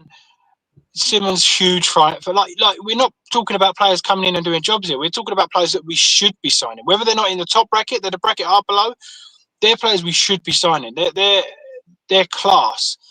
So for me, I think it goes round in a full circle, and it relies on all of them. The only thing I would say is I personally believe that the Lewis family have been quite smart with the things of there's no more ENIC, it's the Lewis family. Well, Lewis owned ENIC, so it's the same people. Yeah. And it's like, for me, I know this is going to sound bad, and if my apprentice is watching, I feel sorry for him, but God forbid you make a mistake, and everybody makes a mistake at work. I'm not having it. The first thing I always said to him was, look, I'm going to be blaming the apprentice because it just looks better. It's like, oh, the apprentice did it, I'll talk to him. Sorry, like I'll make it up to you. I'll talk to the apprentice. Even if it wasn't him, it was me. It's that natural kind of mind play of, oh no, it wasn't me. I'm professional. I'm the good guy. Let me tell him off. Like that's how they come across. And for me, they saw, all the chants where we want Levy out. They weren't ENIC, get out of my club. They were Levy, get out of my club. So they knew 60-70% of the fans are going to come on board. Yeah, exactly. 100%. They go, right, 60-70% of people, we're going to get back on board. But watch this. Levy, you're out of here. No worries. And if he is declining deals for percentages, ENIC and Joe Lewis could have said, look, we're going to sell you should be selling your shares and we'll bring someone in instead of you. And that's what I think. I think Daniel Levy's a bully. and master of negotiator, bully, whatever we want to decide it. But I just think, unfortunately, he's being played by the bigger bully, the bigger master of it all. It's like the puppet master's doing the puppets, but really that puppet master's being done by another puppet master. So I think for the next 2 or 3 windows, everyone will be going, yeah, that's great. After that, I think we'll see exactly the same. Let's bring the story back to today's game, guys. Let's talk a little bit right now about Mathys Tel. Right, he's been dropped from the Champions League squad. His reaction today, I think it's right. I think it's nice, and I think it's important that he got the starting berth today. I personally wouldn't mind seeing him on the left hand side and seeing. I want to see Xavi more in the 10, but we shall see. Mathys Tel in the 9. Do you think he's the sort of character that is going to have a point to prove today and is going to benefit from the chance? Do you think this is clever from Thomas Frank to like have dropped him and then go, look, I want to make him feel like he's still very much a part of my squad, but someone had to be dropped, yada yada yada. Obviously, there's also the new Champions League rule that allows for if there's a big injury or whatever else, then someone else can step in. So he'll obviously be the next in line if that was to materialize. But are we expecting a big game from Mathys Tel today? George, I'll start with you. Yeah, I do. I'm not gonna lie. I've always been a fan of Tel. Like, as much as he has struggled at Spurs, he's not had no amazing standout performances, but he showed a lot of glimpses, and he's shown some things that for me, he shows his maturity at times. Like, even if you go all the way back to that, was it after Fulham when the fans were screaming out? He's the one player from everybody that walked away, went over to the fans to go speak to them. He shows his character from a long time ago. So even when, even after the PSG game, I expected him to keep his head up. I expected him to sort of ignore all the fans and, even being dropped again. I don't know if people know, but for France under-21s, he captained them and scored 2 goals in the international break in the last 2 proper goals as well. 2 lovely goals. That's the thing. He showed great ball striking ability, and he's always had that. I feel like even when we see him in these little moments of spurts, he drops his shoulder, cuts, and he does a good shot. It's just waiting for it to actually pull off. I think he's a player that does play off confidence and will probably get his best football when he does have a run of games. And I think Frank is just, for me, it was right for Frank to start him. For him to drop him for that Champions League team, it would have been a massive, for him just knowing, I came to Spurs. I thought I came here to play Champions League football. I helped them on the way to the Europa League. I think the start is just Frank showing that, look, I still believe in you. Here's your chance. You got a big game coming up. We got West Ham. It's going to be a cagey atmosphere. But if we are looking like I think Jim said it earlier, we're going to have a lot of pacing behind now. Like Tel, Xavi, and Kudus up top. We can get at them, and especially in that transition, we're going to be really quick. So I think Tel could actually have a good game today. And we're talking about West Ham, one of the worst defenses in the league. So it's not like he's coming up against a good centre-backs or good fullbacks. I think he's going to find those spaces. And we've got Xavi. We've got a proper 10 who can find the striker, who we haven't had in a long time. I know Maddison last year had a pretty decent year. It was, some people question his actual performances, but ultimately the structure was missing. Now with Thomas Frank, we've not seen Thomas Frank play with a proper creative player, a proper 10. I think Xavi getting on that ball, we're now going to see someone who can play those passes in behind him, and Tel actually might get good opportunities. Because for me, whenever I've watched Spurs for the last year or so, I don't think our striker gets created for. So as much as we can say the Solanke, Richalison, and Tel probably haven't impressed, Richalison in moments and in games has impressed. I don't think they've been created for. So now we've got someone that can create for them. I think Tel might score today. I wouldn't be surprised if Tel scores. Yeah, 100%. Can I ask you a question then, George? Like, listen, I hope you're right, because who doesn't like to see an underdog kind of make his way through to the top and become successful? But there's a few things you said there, like West Ham they've got one of the worst defenses in the league. So if he goes missing in a game like this, what does that then say for him? With the Xavis and the Kudos and stuff behind him, surely then it depends how he goes missing, don't it? Because if you say like if he's just blending, I suppose, like he's just sort of not really getting on the ball, he's not showing for it, and he's not making the right runs, then definitely we'd look at him and say, this is a poor performance. This is why you've been dropped, and this is why you may not get an opportunity or may not start for another couple of weeks. But it is one of those games where you do expect for him to step up. And he's a player who doesn't shy away from the ball usually. We even saw in the PSG game, although it was to his detriment, he showed for the ball a few times and lost it. I think up against the quality of the players that we have for this West Ham team, he will show for it, and he'll probably get the better of them. Kyle Walker-Peters is decent at the back, but he's not an amazing fullback. Absolutely. For me, I agree with that completely. The other thing I would almost put that I like to see personally, more importantly than Tel coming in, is I personally like to see the fact that Richalison and Brennan Johnson have been dropped, because for me, against Bournemouth, they were by far the worst players on that pitch by miles. So the fact that he's dropped both of them, I personally like to see that, because I don't think you should be God's given right to say, right, that's it, you're my striker. We don't have another striker. You're the guy that's playing every week. I like the fact that he's probably got, or I hope, we're just assuming that he's gone, listen, that was dreadful. It ain't good enough. We're going to try Tel up front now. And then it almost, not only is it giving Tel sort of like the fire that he may need, is also lighting a match underneath Richarlison, which is what I personally like. For me, it's by consistency, guys. Tel has shown in flashes that he's got it, but it's only brief flashes. Do you know actually who I would compare Tel to a lot was when Brennan Johnson first joined the club? Right? Because Brennan Johnson has added goals into his game, which makes up for the shit that he has out in the wing, not taking players on, not making runs in behind, not showing for the ball. Right? Say how it is, Blaine. Say how it is. But why sugarcoat it? That is what Brennan Johnson is. Brennan Johnson does not beat a man on the wing. He doesn't, create his own opportunities. He waits on the edge of the box or the edge of the 6-yard area. Do you see Tottenham eventually getting rid of Brennan Johnson this summer? Do you think it will be like if we do get the investment, if we do have money to drop and we go and get a better striker, we make one of these signings, but let's say Mawani smashes it out of the park and we make that one permanent, whatever. So if something like that happens, and then eventually there's a situation there where one of the wingers that we've got, whether it's Johnson, Tel or Odegaard, has to make way. Does Johnson get a reprieve for his lack of everything else apart from his output if Mathys Tel doesn't materialise and if Odegaard doesn't get enough output or input factors, whatever else? Or do you see that if one of those two, Tel or Odegaard, actually do emerge this season, and hopefully they will, do you see Brennan Johnson being the fall guy and being sold on next summer? And because I'm surprised there was no noise at all about Brennan Johnson this summer leaving the football club. It was like there was nothing, Sean, he will interest not go. And no intention to sell.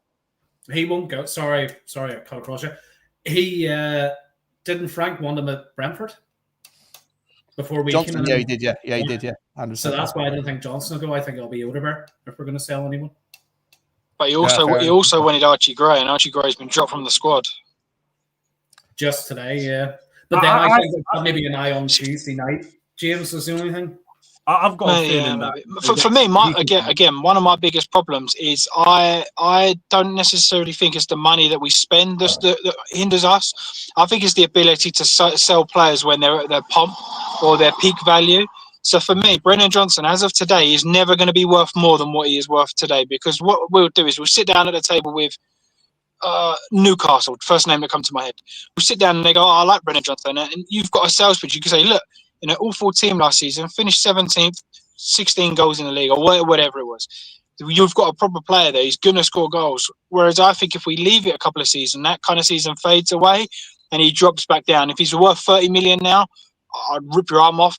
In 2 years' time or it's a year time, I think he's then 20, 15, and then he's one of the deadwood that we can't get rid of. So for me, I think the reason that, listen, if we're going to give our rivals credit, Chelsea sell big, Arsenal have struggled to, Liverpool sell big, City sell big.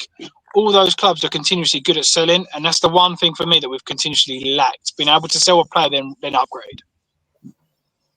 Yeah, I think he could still be moved on though, Sean. I think over this next year, we're going to see how much Thomas Frank potentially trusts in him, how much how good he improved. We've seen 2 seasons where, to be honest, he had a first season that was all right, pretty decent, and he improved on that in that second season. This year, he's probably going to be more of a fringe player, with Odegaard, Tel, and some of the other options being more favoured on that left-hand side and the right-hand side.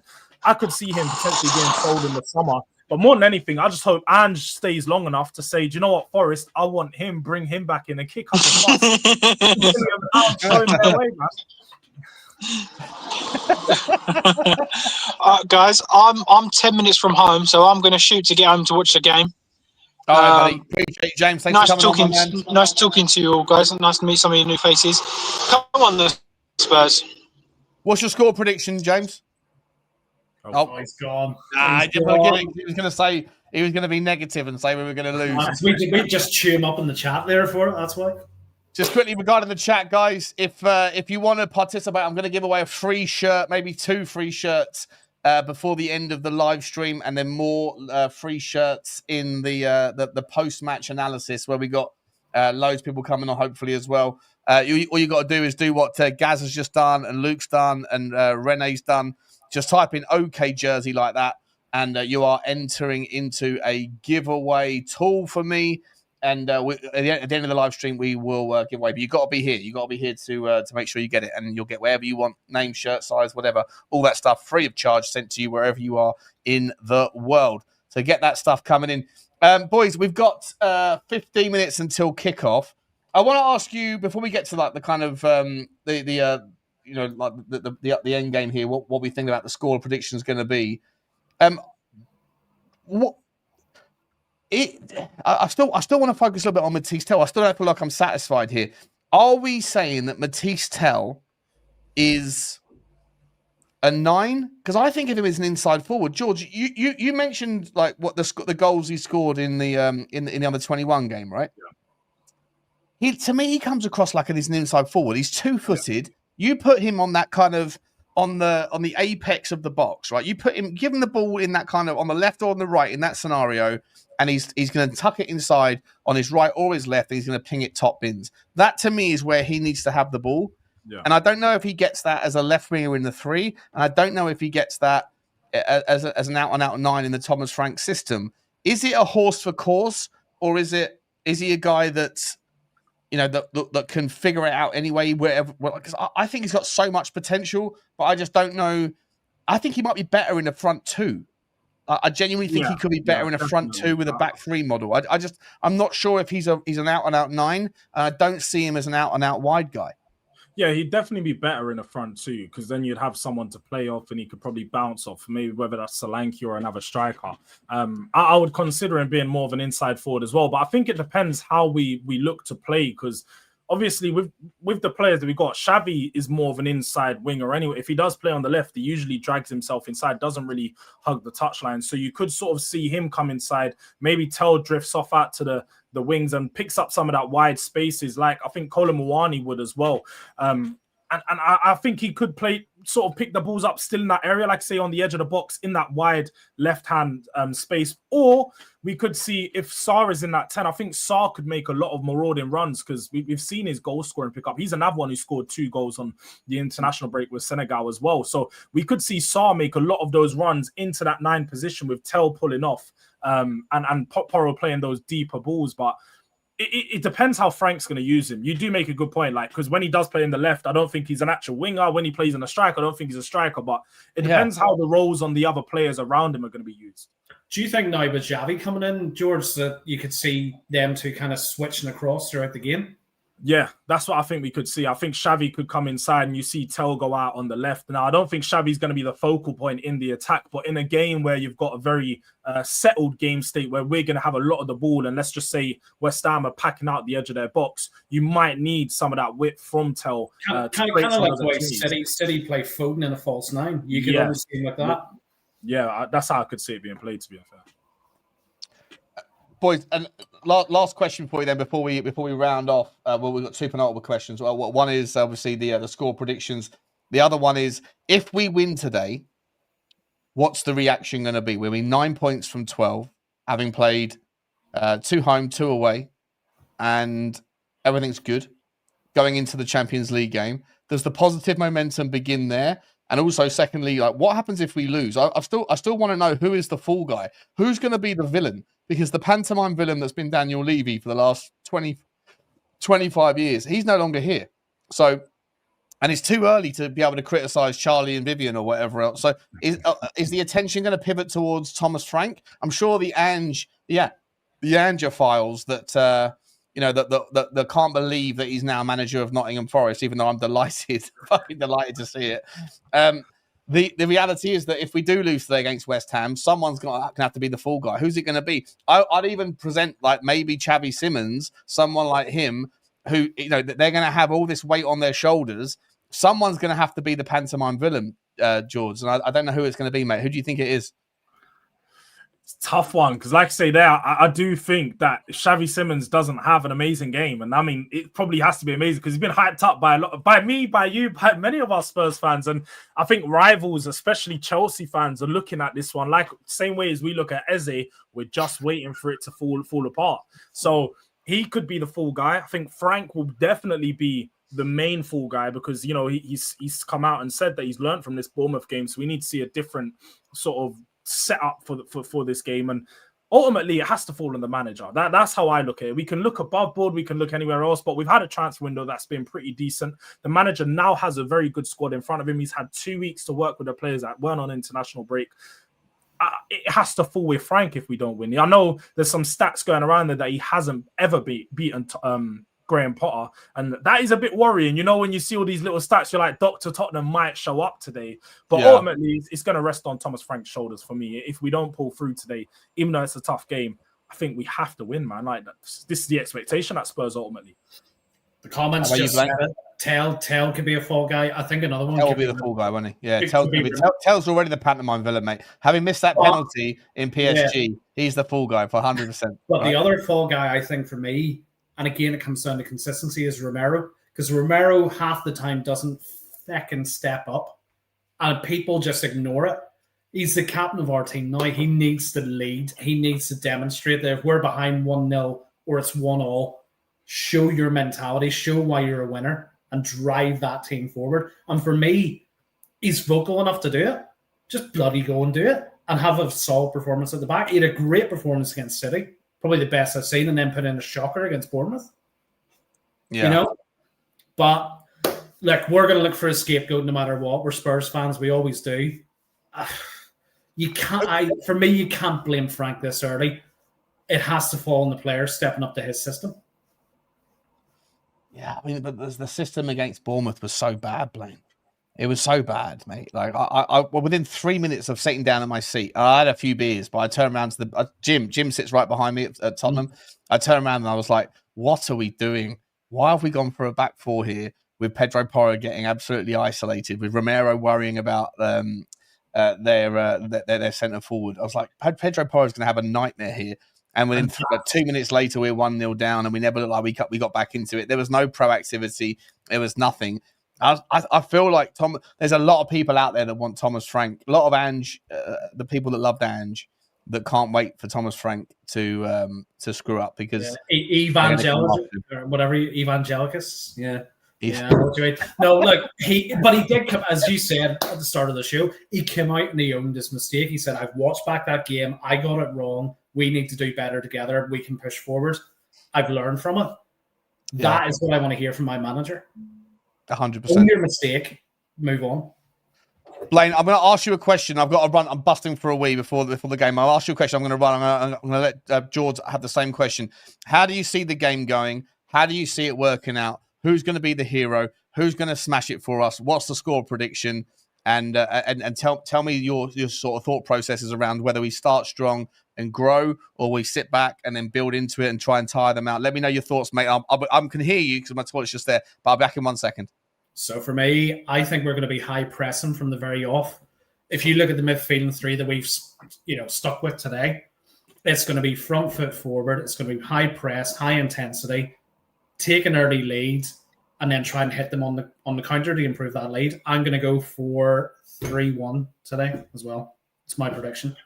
Yeah, I'm going to go the same, 3-1. I think there's going to be quite a few goals in this game. I think there's going to be a bit of a back and forth. I think we are going to step up really early and try and press them from the jump of the game. Like I said, with a lot of legs in midfield. I think the catalyst for this game, it's going to be Xavi, man. I know a lot of people say there's all eyes on Xavi, will he crumble under the pressure? But his whole career since he's been, 12 years old, people have been known of him. There's videos of him playing for Barcelona Academy and he's doing interviews and all these things at just 12 years old. So he's used to this pressure. And I think in this game, he's going to have an absolute blinder, whether it's a goal or assist. I actually think Kudus is the one player I'm really looking at to potentially get a goal. And I think he might, I'd love for him to score and just run over to the stands. And I don't know if that stool's still waiting. I don't know if it's still packed off somewhere, but if he don't get a stall, he's going to have to get something, can he? Just need to see him sat there, the cheeky little smug smile. Maybe that's why we're playing Tel. He can sit on his back whenever he celebrates. Yeah, no, literally that. But I do think West Ham is still going to be a bit tricky. And I think they're off the back of their last game where they got a bit of confidence, that 3-0 win. I think they're going to be feeling themselves a little. But at the same time, defensively, they're just so poor. Even when I watched them last year, like they've just not improved at the back. So I think we're going to find too many holes and we should be able to score a couple, man. Their big threat's going to come in Somerville versus Porro. That for me is the crucial battle coming the other way. I think, as you said earlier, Juve and Walker-Peters, not the best fullbacks. They're nothing special. And I think they can definitely be got at. So, yeah, 3-1. I think we take a lead in the first 15 minutes. Love that, Blaine. 3-1. And George, your score prediction, mate? 3-1. 3-1 as well. I'm also going 3-1, mate. I'm also going 3-1. Lads, I'll let you duck out and go and enjoy the game. Thank you so much for coming on, both of you. We got James joining me for the watch along in just a minute. George, what's coming up on Do Rag Diaries, mate? As I get you the link for everybody. Match reaction, man. Look out for the match reaction and probably be 7:30 or whatever the time it is. That'll be next. But away from that, I have a show tomorrow morning. Every Sunday morning, 11 o'clock, we do like a Sunday supplement, throwing it back similar to what Sky used to do. Myself, nice. Hooks, and a few others. So yeah, look out for that. Appreciate you so much, George. Thanks for coming on, Blaine. When are we seeing some content out of Super Spurs TV, my man? What's going on there? My own content, probably never. I'm just a mongrel that goes to everybody else's channel and feeds off their audiences. I'm live with El Tel Cockerel tomorrow at midday, so catch you over there if you're going to be joining. Yeah, I'll come and say hello, mate. I'll come and say hello. Blaine, thank you so much, man. I appreciate you, buddy. Love you to pieces, mate. Enjoy the game, and we'll see you afterwards, mate. Take care, buddy. Cheers, mate. All the best. Bye, mate. And look who's just joined. There he is. Hello, it's mate. Super James. How you doing? Some Spurs related. What's crack-a-lacking, my man? How are you? I'm good, mate. I'm good. Is my connection all right? All good? Your connection's okay. Has my connection figured itself out, by the way? Yeah, it's all good, mate. It's all good. I was on the journey home, and you look like you're in 140p, mate. Listen, don't worry about that, mate. Don't worry about that. Hang on a second. What's going on? Let me get the old bad boy up. Are we good here? Is that good? Is that about right? Not quite right. I need to figure this one out. By the way, guys, there's only 45 entries right now. 45 entries for the free shirt giveaway. All you got to do is type in OK Jersey into the chat, and you are going to be entered into a free shirt. The best shirts in town. Is that good? West Ham, Tottenham. There we bang, bang, bang. That's great. Let me get rid of that thing. Mate, what do you think? What are your thoughts on the team, on the lineup, my man? Yeah, Xavi Simons on the left. A bit of Tel up front. I mean, if there's ever a perfect game for him to rebound, silence the haters, and silence, I guess, in a way, Thomas Frank for not picking him for the Champions League, it's now, isn't it? I mean, West Ham, arguably one of the worst teams in the league. Seems perfect to me, mate. I don't know about you.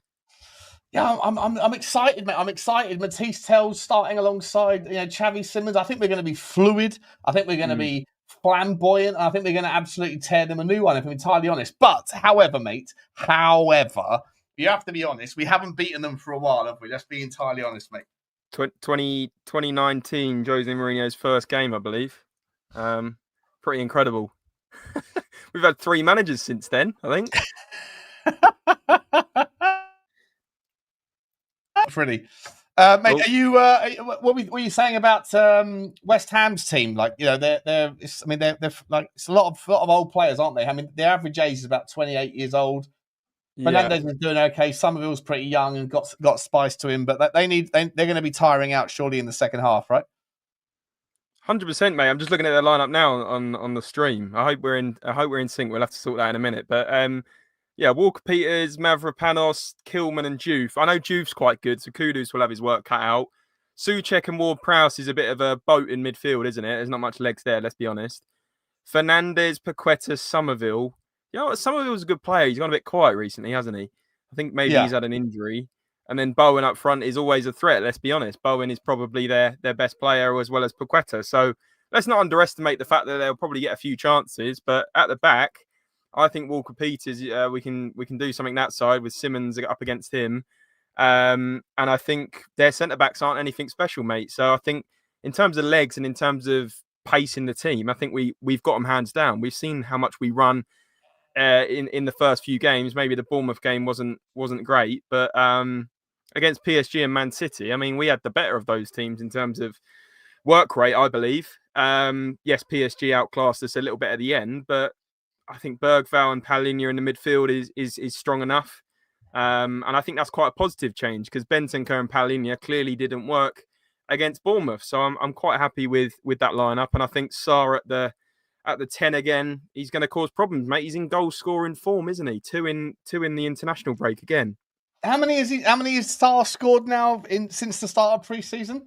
I want to say 6 for club and country, but that might be wrong. It's definitely Not bad, is at it? least 5, isn't it? It's not bad at all. It's not bad at all. By the way, guys, in the chat, if you're putting in OK Jersey like you, Knight of Republic, it's okay. Look, just follow this, right? All you got to do to enter yourself in is just copy that, what I've just put in here. OK, AYJERSEY. And you get yourself a free hit at the end of the stream for James. James is straight in there. James is straight in there. I'm going to load up my 6 accounts, mate. 6 accounts are going in there. Hang on a second. No, if you got 6, mate, you have a good chance. There's only 53 entries right now. For every entry Guys, right what now, are we there's doing? a 2% chance. You know what we're doing? How do you draw that anyway, Sean? Is there some site you can use? Is there? On StreamYard, yeah. StreamYard has got a giveaway tool. StreamYard.com/giveaway. You know, very good. Let me just make sure. Oh, we're off. Shit. Hang on a second. How do I do this? Go. Well, my game hasn't started. All I can see is the little bubbles going off everywhere in front of Thomas Frank, mate. I think you're ahead of me.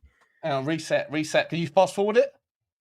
No, the thing is on Sky Go, it's like you pay for Sky Go and it ends up being behind all the dodgy streams. Let me know when you started then. Let me know when you started. And Okay. So they've just kicked off now. Okay. Let me know when we get to when you get to 25 seconds. All right, and then we're going to set it up. Yeah. All right. I will. And now I've got an advert because I reset it. Get an advert when you pay for Sky Go. I'm too innocent. What are your thoughts, mate? What's your prediction? Sorry, I didn't hear it in your little pre-game. 27. Sorry, mate. Oh, you fucked it. You've absolutely fucked it. Jesus Christ. I'm with your stream. I'm with your countdown, basically. With my countdown now, it's all synced up, is it? Yeah. Hang on. I'm exactly with your countdown, so it's up to you to. I've got a resync. Hang about.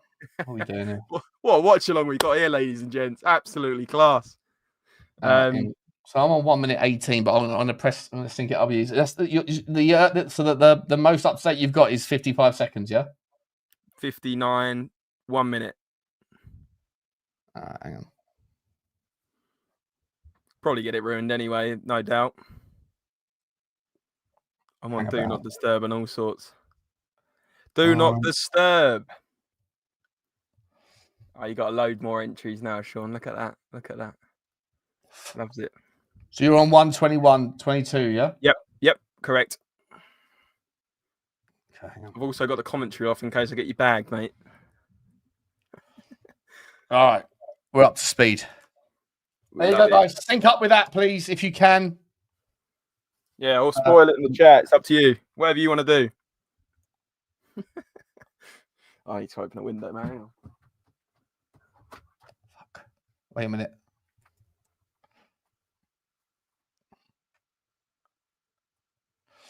All right, sync up with that. Hang on, that's too much. There you go. You sorted? Yeah. Are you in line with that? 2 minutes on one? Yep, absolutely. All right, let's go. Momo Kudos takes the ball out to touch. Sync up with us, guys. Appreciate you all.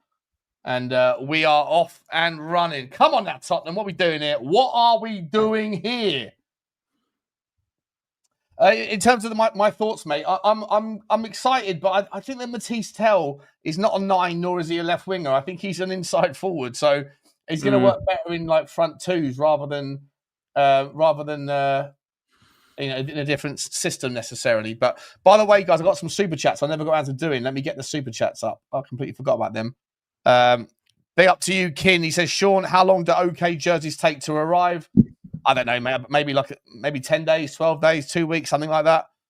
So if you order now, you'll definitely have them by Christmas. Thank you very much, Kin. Appreciate you. Dean Law with a super sticker. Choo choo to you, Dean. Choo, my man. Appreciate you very much indeed. You're always here, always supporting. Spurs GCTV member for 23 months says, afternoon, gents, game day. Let's go. Let's go. So, Graham, good to see you, mate. I hope you're okay. Jay is here in the house as well. Says, when do the yellow kits drop on occasion? They're already there, mate. They're already there. They are there, 100%. Where's your yellow kit, Sean? I've never seen you in a football shirt ever. I'm not going to get a yellow kit, mate. I'll look like a fucking like a ripened mango if I put one on. If I'm entirely honest, mate, it wouldn't suit my body shape. Let's be real about this. Appreciate you, Jay. The Bears Cave Dan says 3-1 win for Spurs. That's what I've gone for as well, mate. Kudos to get a brace. You'd love to see it. You'd absolutely love to see it. I'd love him. And Spurs GCTV says Spurs plus vodka. Let's go. Yeah, love that, mate. Love that. I've got vodka downstairs. In fact, no, I've got a little bit of vodka left right here, actually. Look at that. He's hanging on. Hanging around from yesterday. Let's get into it. Good to see you all. Mango Butler. Ahoy. There we go. That Juve guy. Oh, I tell you what, that Juve left back, he's a good player. He's called like El Hadj something Juve, who was an absolute player back in the day. He's no relation to the Liverpool player. Yeah, he was a horrible player, wasn't he? I remember growing up, he just used to spit at everyone. Like he was a horrible man. That's right. If you're a big El Hadj Juve fan, apologies in the chat, but I thought he was a disgusting person, and I think it's a shame he's named after such a horrible guy. But there we go. Over the top. Simmons, no. Who was that with the ball? Well, it's like Van der Ven put it forward. Can't wait to see Shabby Simmons here, James. Can't wait to see him, mate. Oh, he's a naughty haircut. You see, he's not only got the braids, he's got some sort of woven sort of squares in his head as well. It's like he's got all the time in the world to get it figured out, though, isn't he? You know, yeah. He's one of those people that does a couple of hours of training and then goes and spends a few hours at the barber. Probably got his own personal barber. You know, I've got a thumbnail guy. He's got a hair guy. You know, 24-hour. Did you see that that article the other day that Jermaine Defoe, when he was a footballer, had he put an article out, he put like an advert out in the paper saying become Jermaine Defoe's personal assistant, and the roles that were included, the roles that were required for this person to be like proficient in was you've got to be available 24/7. You have to be available to travel long distances at short notice. And this is all for 60 grand a year. You have to be able to create your own apps, create apps for Jermaine Defoe whenever he wants a new mobile app. So he's out drinking, like a mobile app, right? Right. And I'm pretty sure it's Jermaine Defoe. I think it was Jermaine Defoe, yeah.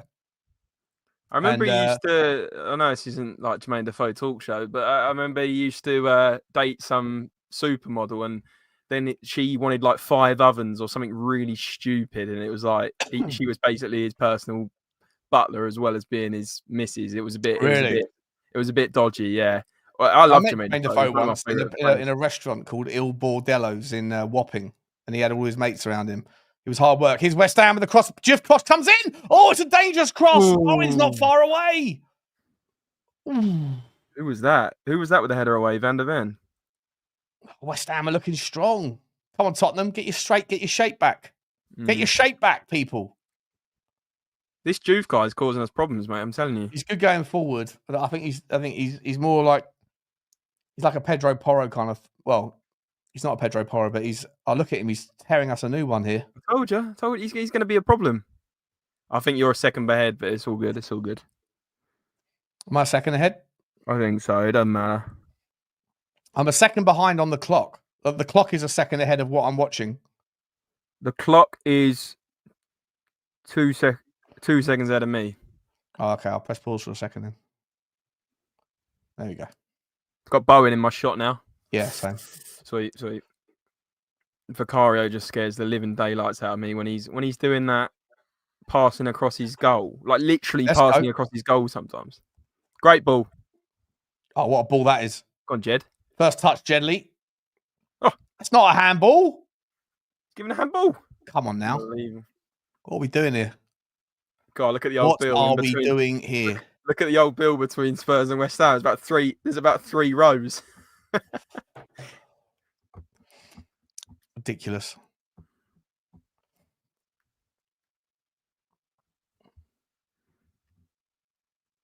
Well done, Berghvall. Win it. Let's go, Xavi. Let's go, Xavi. What you got? Yep. Find One more. Berghvall. Berghvall's playing more advanced than Pape Sarr at the moment. Kudus, do him. I bet he's getting booed. I can't hear Do it. him. Do him, son. Do him. Do him. He's done him. Oh, it's a corner. Look at the West Ham fans. He's going to enjoy this, I reckon. Oh, is he enjoying it or is he feeling the pressure?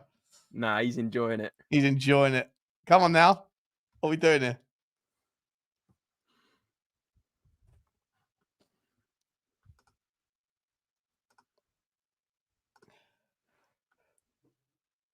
Corner kick to Tottenham. 8.5 minutes.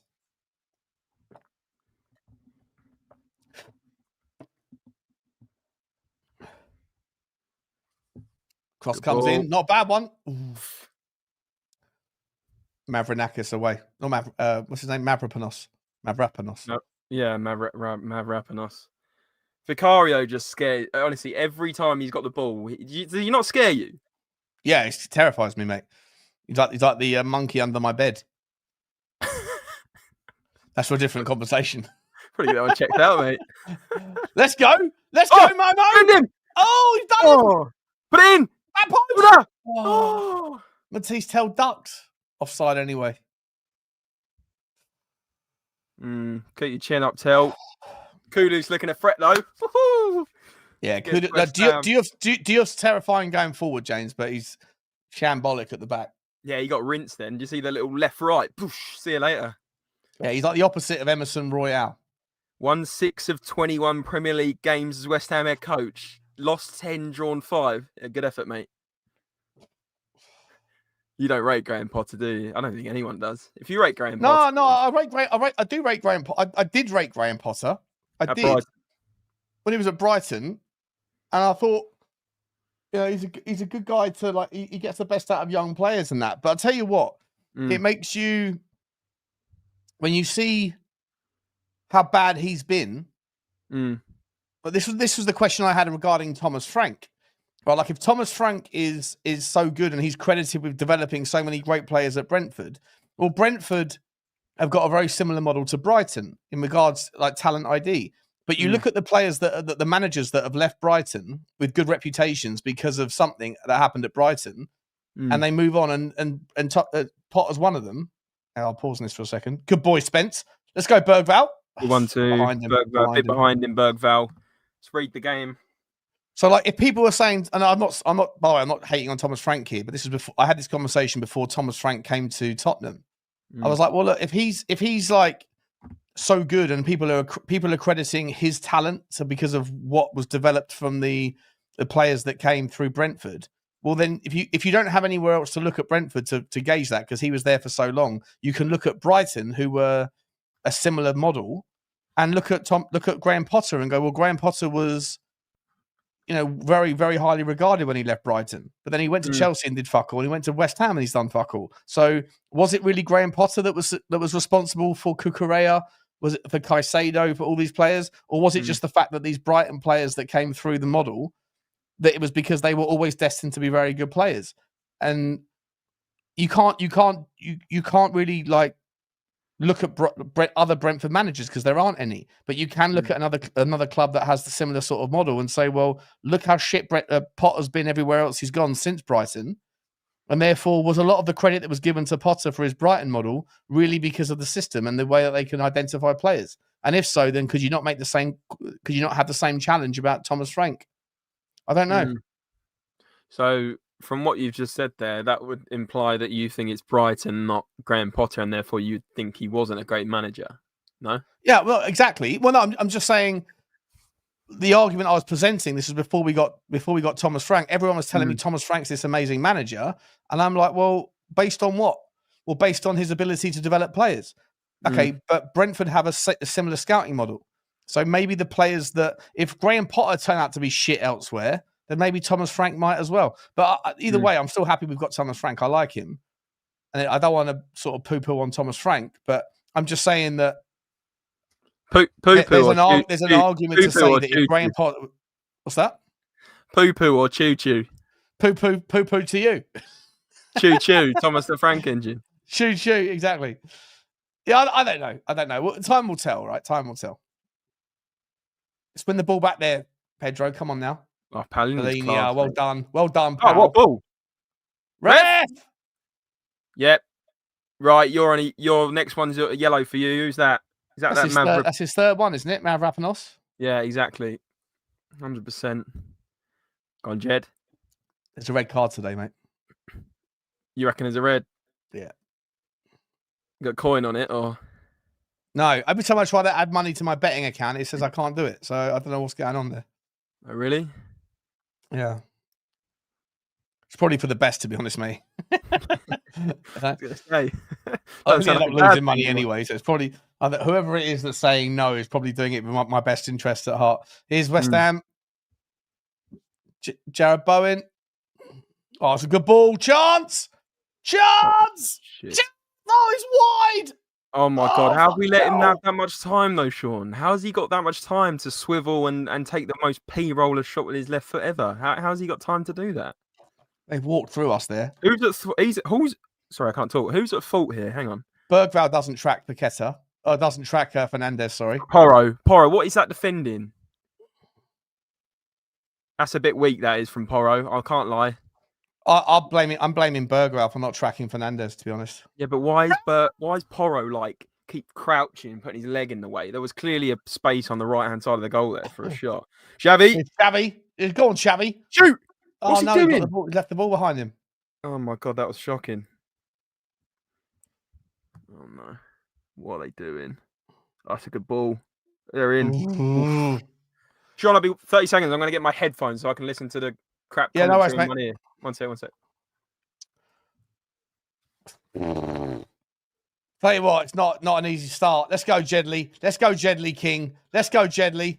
No, you've been walked off it there by Fernandez. Come on, Jedley. And Berghvall, you've got to be stronger, mate. You have to be stronger.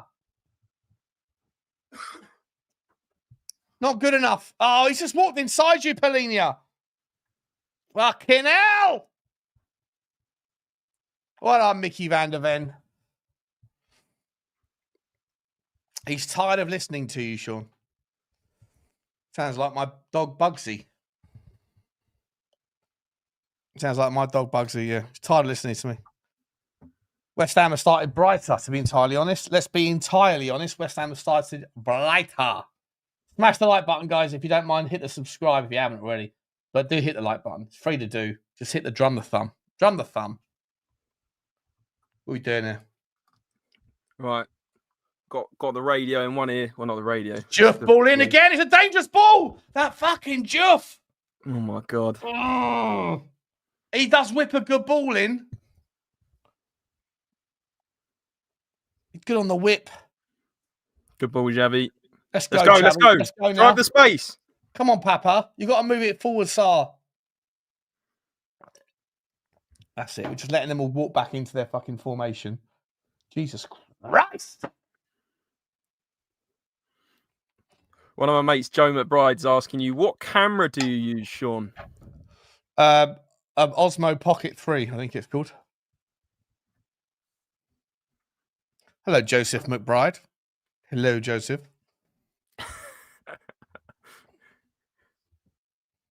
Well, you thinking about getting one?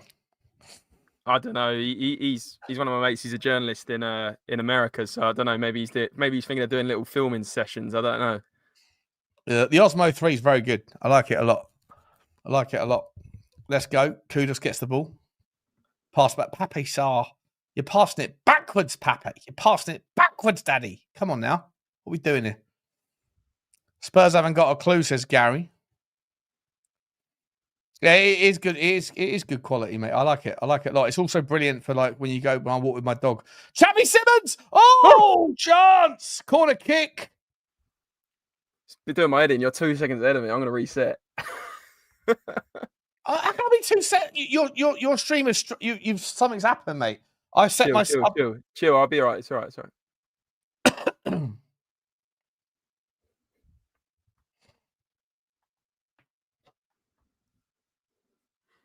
I'm going to be ahead of you now, aren't I?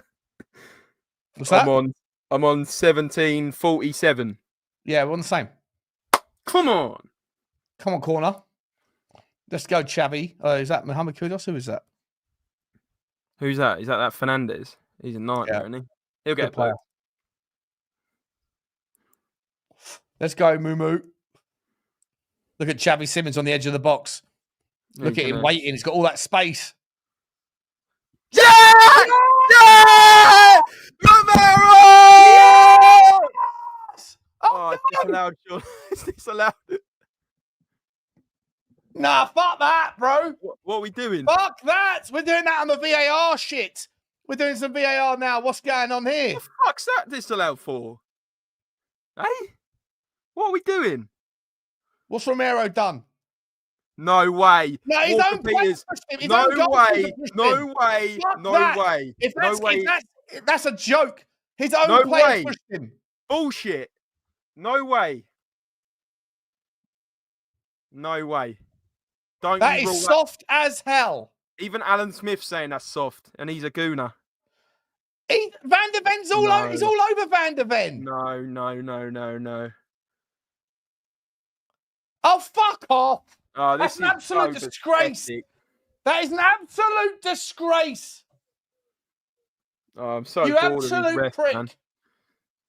Ref's an absolute flannel. That is pathetic. That is pathetic. That is a disgrace. Romero's done nothing wrong. Van der Ven's been pushed, by the way. He's been pushed into someone else. That's an absolute disgrace. How is that? So they're literally tussling. It's 50-50. Walker Peters has gone over because he knows he's not going to get to the ball. He's fallen over, and then the ref's gone, foul. It's a fucking there's nothing wrong with that. Honestly, I'm so bored of it. I'm so bored of it. That's an absolute disgrace, mate. What are we doing here? What are we actually doing here? Anyway, mate, it's all right. We're going to get one anyway. It's fine. Let's keep... It's not okay, though, because the rules are shit. Yeah, I agree. But I think the fact that we scored that so easily, I reckon we'll get another corner and score from it. Oh, no. Tel's injured. My man, Mathys Tel. Oh, no. Is Richalison on the bench? Yeah. We got a ridiculously strong bench today. Solanke? Is he on the bench? No, Solanke's not on the bench. That's Diouf again. Mate, he's a problem. Yeah, he is. Romero's fuming. I think Romero might get sent off now. There's going to be a sending off today, mate. You need to get some There's going to be a sending off. There's going to be a sending off today. I just hope it's not from the white shirt. But I can't get on board that. I want to watch that again at half time. That's an absolute fucking robbery, if I'm entirely honest. What's the chat saying? Who is the ref? Script writers don't have this in there, so VAR said no goal. Pathetic. That's highway robbery. Away. Ward Prowse back post. Well, Big Vic. Come on, you Spurs. Where is MBDV? MDV. His hands if he's being pushed over from. Exactly. He's getting shoved. He's getting shoved into someone else. Is this like new tactics, like 4D chess? What are we doing here? Yeah, it's pathetic. I don't know how. Sean, the thing that pisses me off is the amount of protection for goalkeepers and defenders in the box, because that's never a foul in the middle of the pitch, right? So why is that a foul in the box? Answer that. Oh, I hear you, mate. And let's not pull any bones about it. How many goals did we concede to people? I know the rules have changed slightly, but how many goals did we concede? Oh, come on now. He's got his foot up. Oh my god! Fuck right off, you absolute little shit. What are we doing here? I'm angry, James. Yeah, I know. I'm gonna fucking Yeah, no beer down you, mate. screens go. Oh yeah, don't worry about that. Don't worry about that, mate. I got a full glass of cider, and I got three quarters of another Thatcher's. By the way, Thatcher's, if you're looking to sponsor me, mate, I am your number one biggest fan. Get on board it. Get on board it. Okay, jerseys and Thatchers.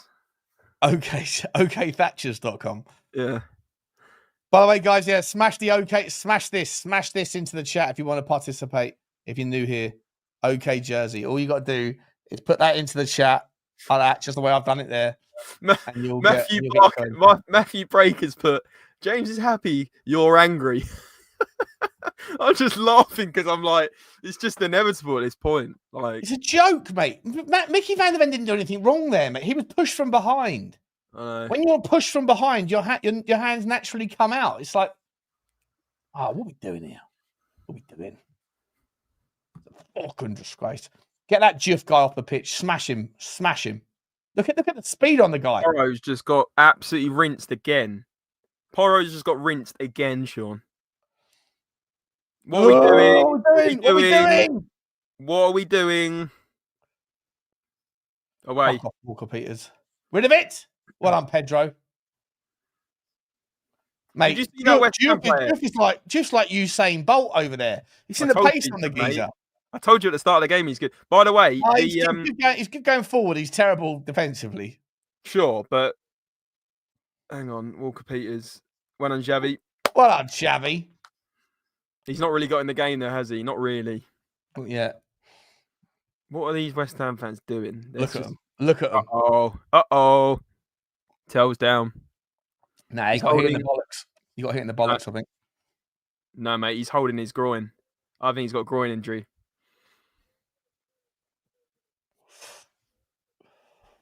He's off, mate. Richalison, enter. Tel's fuming. Look, he's gone, mate. Yeah, he's injured. Oh, dear. Well, Mathys Tel's redemption arc is... what we doing here? Hang on a second, Lee. What we doing here, mate? That's fucking horrible, mate. What we doing there? What we doing? That's shit. Yeah, that's a shit comment, Lee. That's terrible from you. You don't wish injuries on anyone, in my opinion. Oh, they're looking at that for a pen, are they? Get the fuck out of here. You know what I was going to say? So you know what I just said about the defenders get, like, priority in the box? If that was a defender, is that a foul? Do you know what I mean? Like, apparently. Yeah. The penalty area shouldn't make any difference, should it? No, but it does all the time. Is Tel off? Is it? I think people are ahead of us because you're fucking stupid. Your app is like 2 minutes behind real time. Well, mate, people will be ahead of us anyway because we're on a stream. That's true.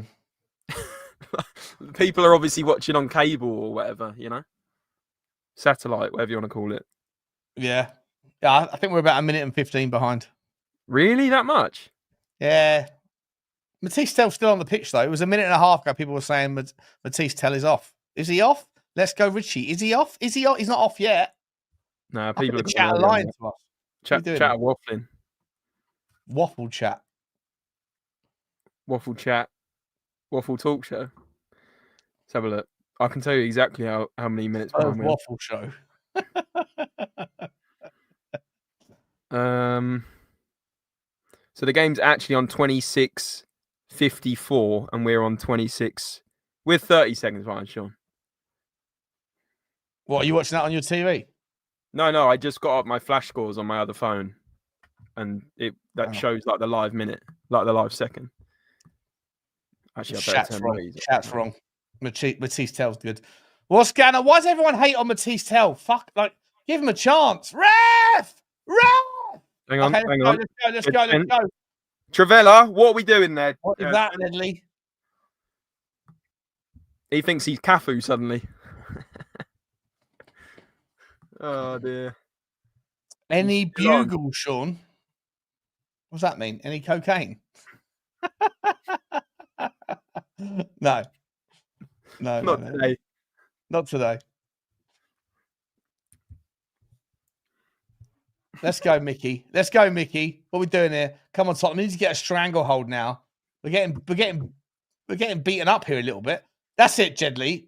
Yeah, that's it, Jedley. Yeah, that's what I'm talking about. My Jedley King. Is the ref an Aussie? Is he? The ref's an Australian. Oh, Is he? What's his name? Let's have a look. Tottenham, West Ham. What's the ref's name? It is. Oh, brilliant. Google doesn't even tell you.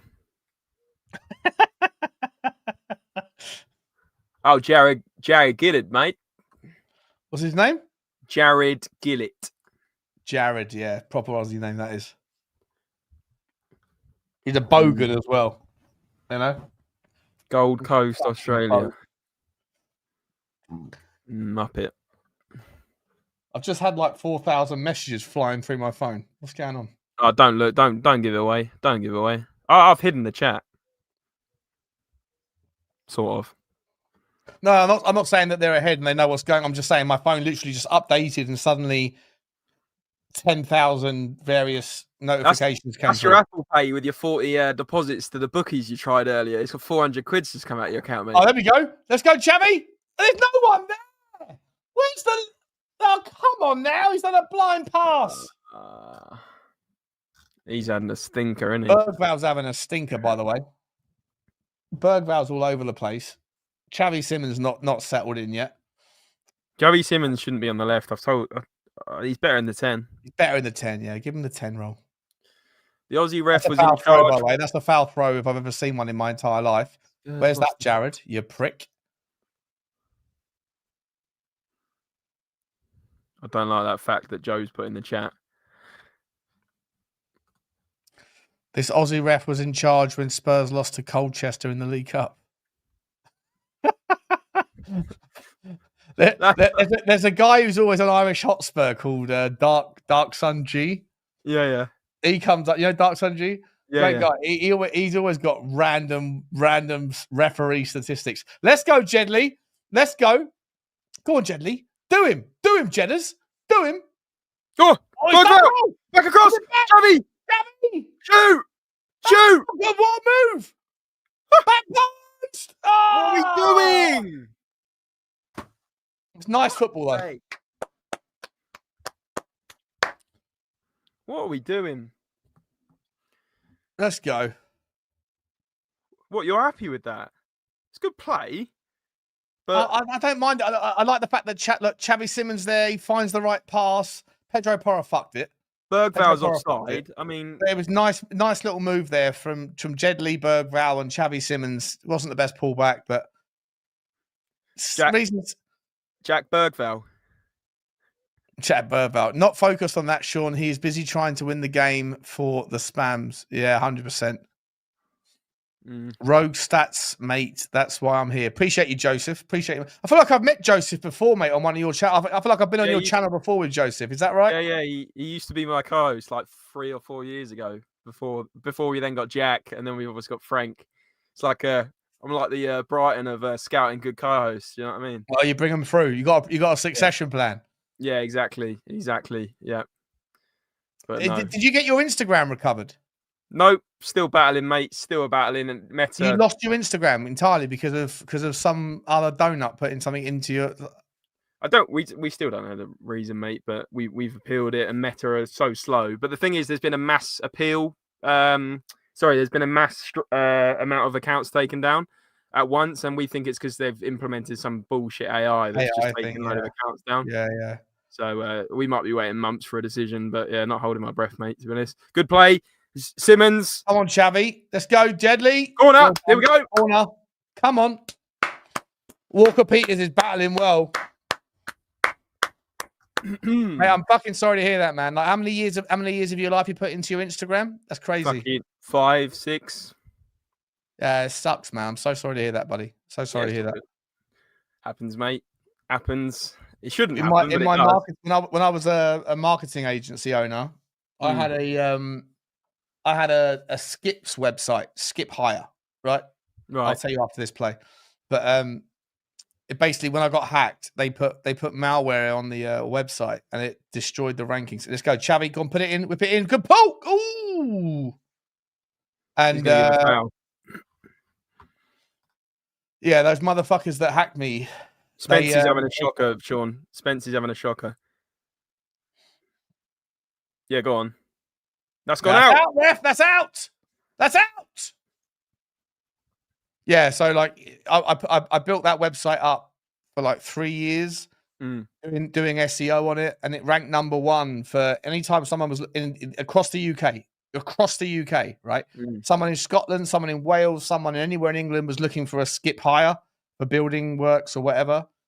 I ranked number 1, and I'd sell the leads to local skip companies, and it was like a really, really good source of income for me, and it like took no time at all to manage it, but it took a long time to build it up. And those motherfuckers that hacked me put malware on the site and just destroyed it. What is this recently? Is this last year? Was it last year? Yeah. Wow. So like it was like, I don't know, probably like, I don't know, 60 grand a year or something in income. Jesus. That was just taken away. Yeah, that's mad. That is mental, mate. Yes, yeah. It's annoying. It's annoying, but the most annoying thing is I don't even know why. Like I don't even know why it's been taken down. But there we go. We move. I hope you get it back, mate. But if you can't, if you don't get it back, you can build it up again. Yeah. We've already got a backup. It's on 4K, so we got to get. Oh, we got to get back up. Yeah. Here we go. Another corner. What's that? Our 6th corner. Ref! You got to look at that. Look at that again. He's all over Van der Ven. He's all over Van der Ven. What are we doing? Look at Van der Ven here. Look at Van der Ven against that is ridiculous. What is so that? Why is it not the other way around? Why is it not the other way around then? What are we doing here, ref? There's no difference. There is no difference. Sean. No, Sean, that's worse. He's got him like that. He's round him like that. He's all over him. The what's his name one? Who's the right back? Walker Peters. He just went down like a sack of shit over nothing. Van der Ven's getting hugged like this. Look at him. Look, he's got his arm around him. Fuck off. Oh, come on, ref. That is a fucking foul, mate. That is a foul. How is that okay? You absolute shit show. That is bullshit. This rule is this game is bent. This game is fucking bent. So we've been robbed a goal and a penalty. Well done, ref. Well done. Maybe go and ref Aussie League or whatever it is over there. Absolutely shocking. So we got a 7th corner, Sean? Or 8th corner? What's Sean doing? Right. I got. Go on. Oh my God. What was the minute of the goal that was disallowed, by the way? About 18, I think. That'll do. Oh, I can check for you. Why are you doing like highlights or something? No, I'm just like I'm doing the show after the game, so right. I can't understand how. Like you're right, right? Like it does. The defense can do whatever they want, but if an attacker does half of it, it's chalked out. Yeah, it's ridiculous, mate. I'm going to tell you the disallowed goal. 18-19. 18-19. Yeah, appreciate that. Yeah, screenplay. Yeah, of course, mate. I was the head of SEO at as a sales guy. For when I worked for Google, they sent me out to all their biggest agencies across America to teach SEO and to sell SEO to their those agencies things, and so I was very good at SEO, very good at it. But but when I left, I set up my own businesses, doing those little things like pay-per lead stuff, and these hackers just destroyed it for no reason. Well, for whatever reason they thought was necessary, but destroyed a lot of hard work. I can't believe though, James. It's an absolute disgrace, mate. It's an absolute disgrace. I know. Van der Ven's getting manhandled. Van der Ven does nothing in the first instance. 6th corner. Ball in. Gone short. Oh, it's on the edge. Just Pape smashed my Sarr. mic into my laptop. What the? Who was that? Porro? No, Sarr. Sarr, Porro rips it in. Yeah, Sarr. He's just got to touch that. Oh, he hasn't actually hit him. It's a corner. It must be another corner. It's come off of Mavropanos, I think that is. Seventh Here we go, corner. 7th corner.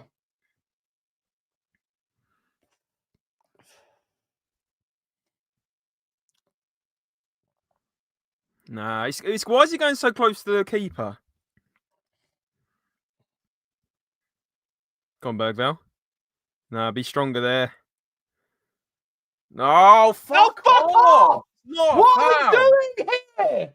This is an ref is absolute disgrace. This is a robbery. We're being absolutely mugged off. We are being mugged off. Ridiculous, isn't it?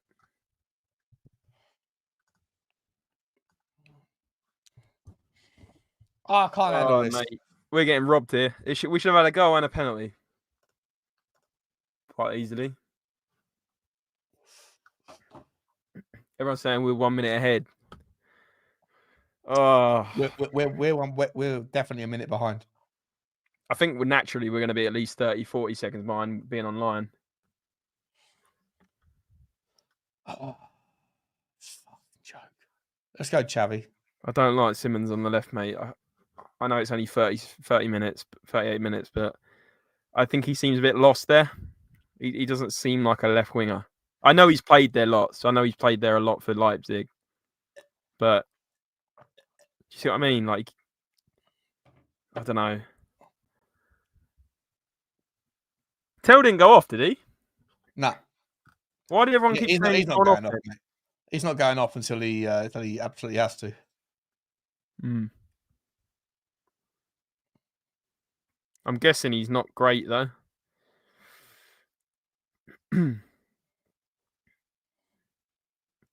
I think Somerville's a bit of a problem. Yeah. Bowen on the right, up against Spence. Oh, what are we doing? Oh my God, my heart just dropped. Sean, my heart just dropped. What are we doing? Fucking hell. Oh my God. Oh, Jesus Christ. I thought Romero put it in his net after it bounced off Vicario. Vicario's got a call for that.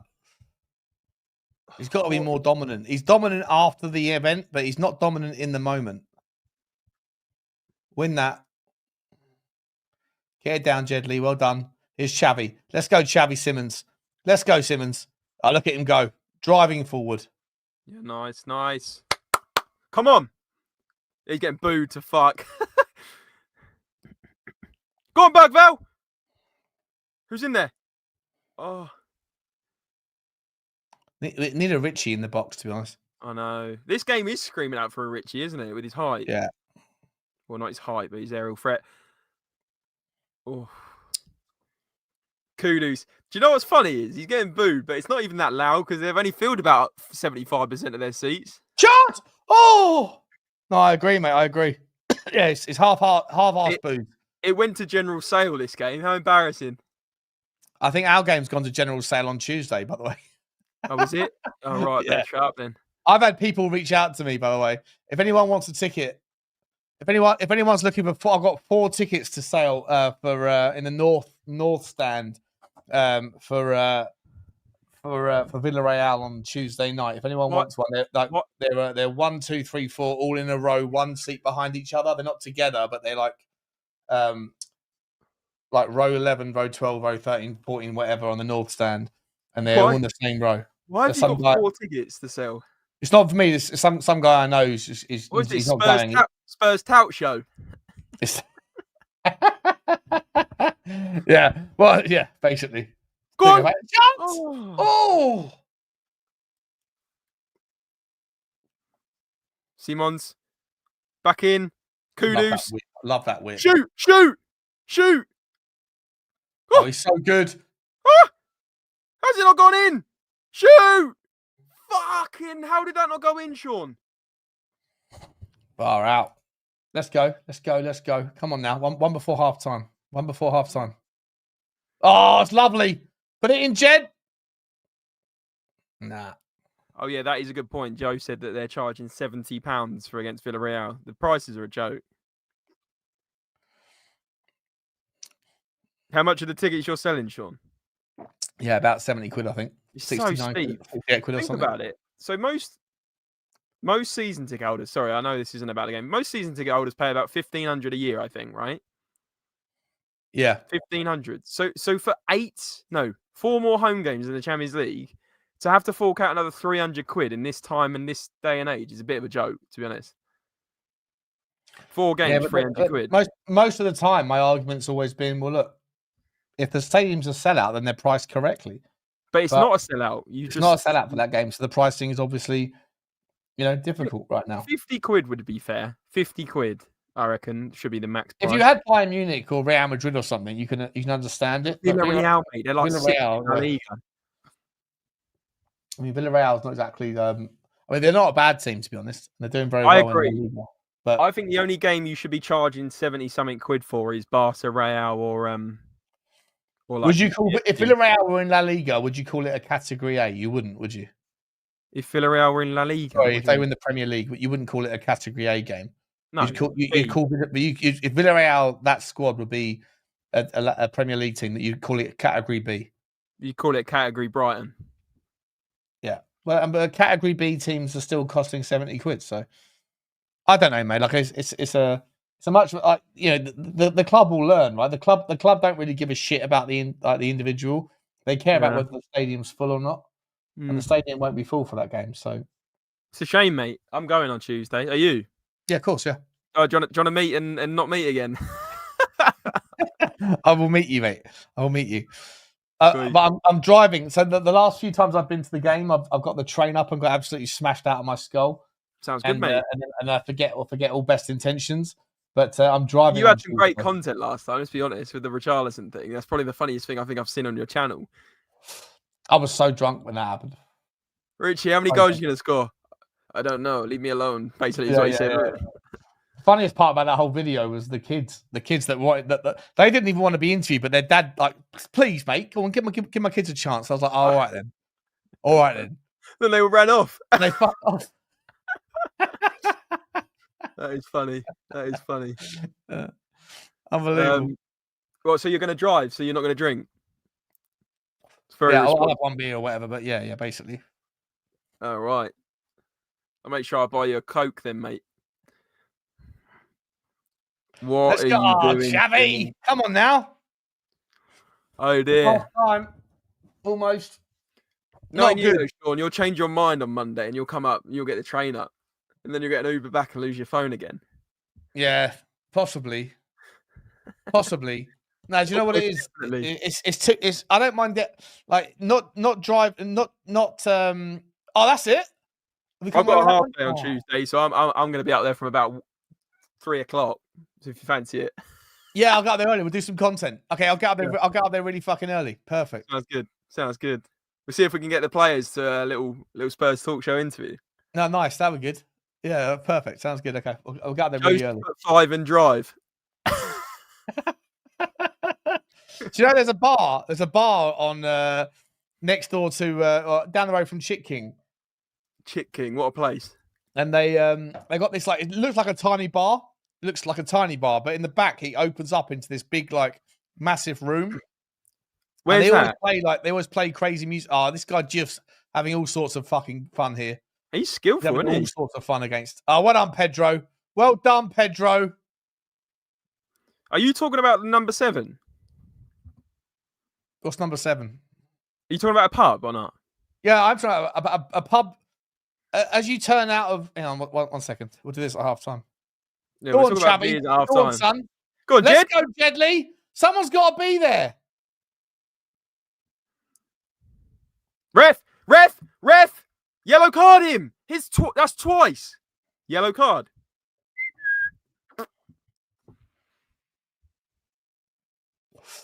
No, there's a pub. As you come out of White Hart Lane Station, you turn right towards the high road. As you turn right towards the stadium, about 50 yards down on the right-hand side, there's a little bar, and it's got a speaker outside, and it's always playing Tottenham music. Oh, I think I But do know, it yeah. looks like a tiny bar, but as you walk through a door, it opens up into this like a really big room Yeah. behind it. Anyway, so I've been in there loads of times, and they always say like, "Oh, well, if you want to do like a pre-match, thing where you and say you, James, and a few others, whatever else, was to do like have a stage or whatever and do a pre-match show, pre-match live stream." I was like, "Well, you got to turn your music off," and that was a problem for them for some reason. Oh, But I was like, I'm pretty sure I could probably get like a few people in, like to come in. They'd buy the beers, we'd all buy beers. Yeah. But apparently turning the music off was an issue. So. Oh, right. Well, why do they need music pre-game? Everyone's talking to each other, not singing songs. Yeah, but it's like they do like Christmas jingles of Tottenham and stuff. Come on, Xavi, let's go. Last Sounds chance. like they've missed out on a revenue opportunity from the Spurs talk show there, mate. I know, mate. I know. I'm trying to convince them. Come on, last kick of the half. Oh. What are we doing there, Porro? Oh, Jesus. That sums up the half, that volley from Porro. Fucking hell. I mean, not a good first half, but Romero's been robbed there. Romero's been absolutely robbed.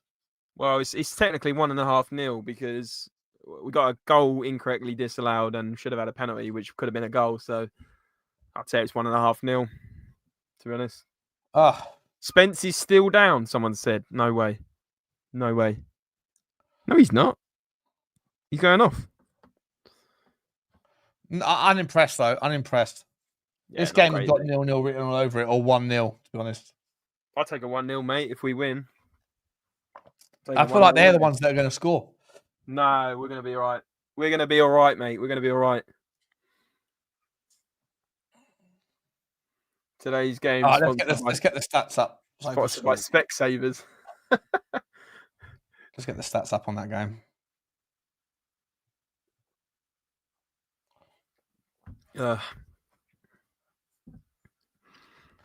What's wrong on my screen? Why can't I see it? What's going on? Turn those nonsense adverts down in my ear. Oh, dear. That is shocking, by the way, that decision. That is shocking. I'm sure we're going to get people coming in. I notice your numbers rise when it gets to half time because people come in after watching the game. Oh, mate. Numbers for watchalongs on this channel are usually shit. Yeah, but we love it. We appreciate the people tuning in. I appreciate everyone that's here. Let me get this up on the screen. How do I do this? Right, is it on the screen? I don't care if there was one person watching, mate. I'm just enjoying the ability to sort of talk football whilst it's live. Where's the how do I get this up? Let's go. Share screen, share this tab instead. Bang. Richard White, apology coming Monday, I think. Terrible decision. Terrible decision on what, Richard? The apology. I think he's saying the apology from the referees, from the PGMOL. Oh, right, I see what you mean. Let's look at the attack momentum. It's all Tottenham, bar that little spell about the 17th minute until the 21st. Apart from that, it's been all Tottenham in the first half. But yeah, I don't think we created much apart from that goal, mate. We're going to see it in a second. But the highest rated players, Max Kilman and Mavropanos and Diouf are the best three players on the pitch. Pedro Porro apparently has got a 6.9. Do you know what, mate?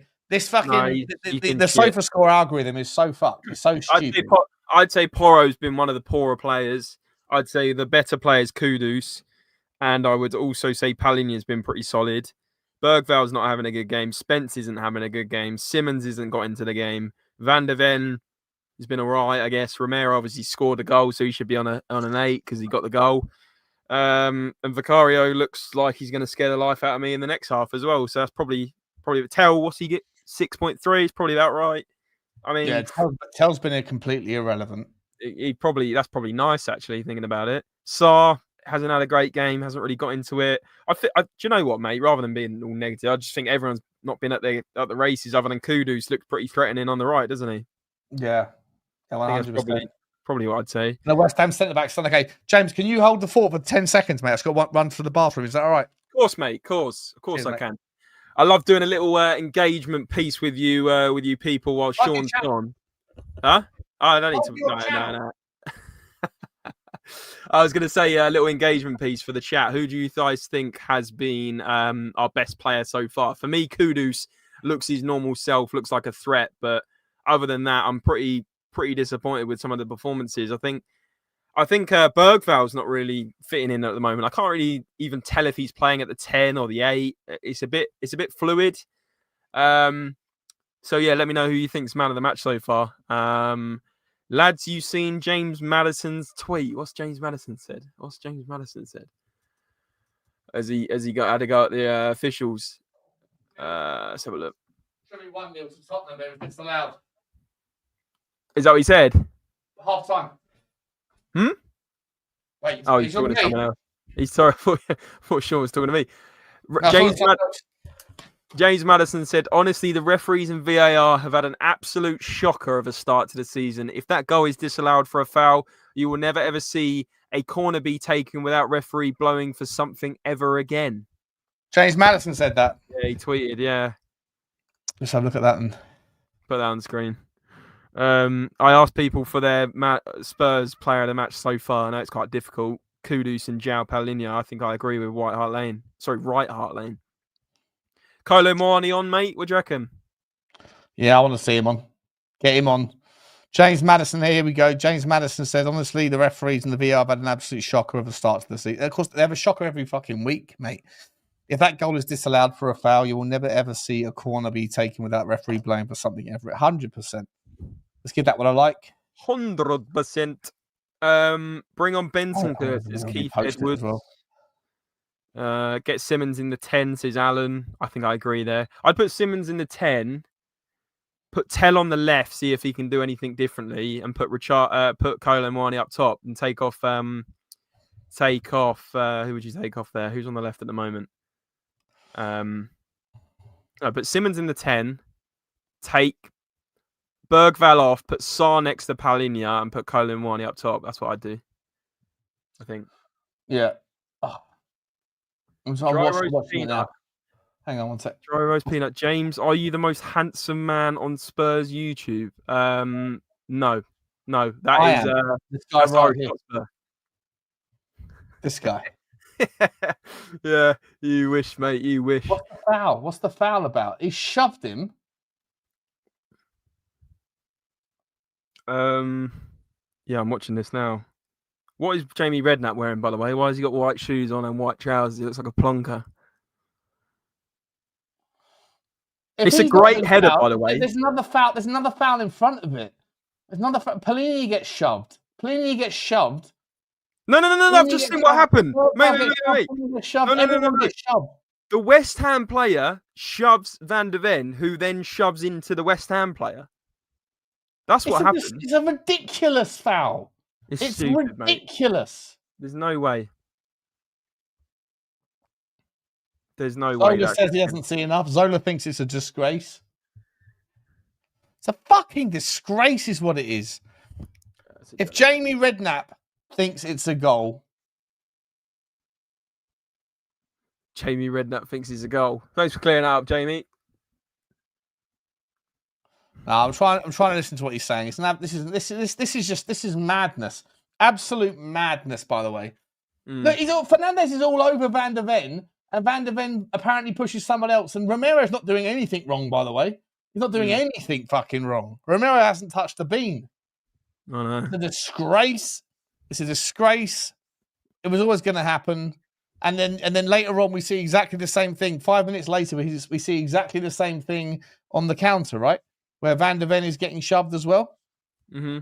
Yeah, it's just inconsistent again, isn't it? It's always inconsistent with a lot of these referees, it seems like. And as I said earlier, they seem to favour the defensive players in the box. And so any time a player goes to attack the ball, always the referee has in his mind, if someone falls over from the defensive or goalkeeper positions, then it's a foul. And it can't go on like that. You know, it can't go on like that. It's just petty, it's poor, and it becomes frustrating to watch football. I would have genuinely said if it was the other way around and West Ham got robbed, I'd obviously like we'd have got off lightly there. It's not even like me being biased. It's genuinely like just pathetic.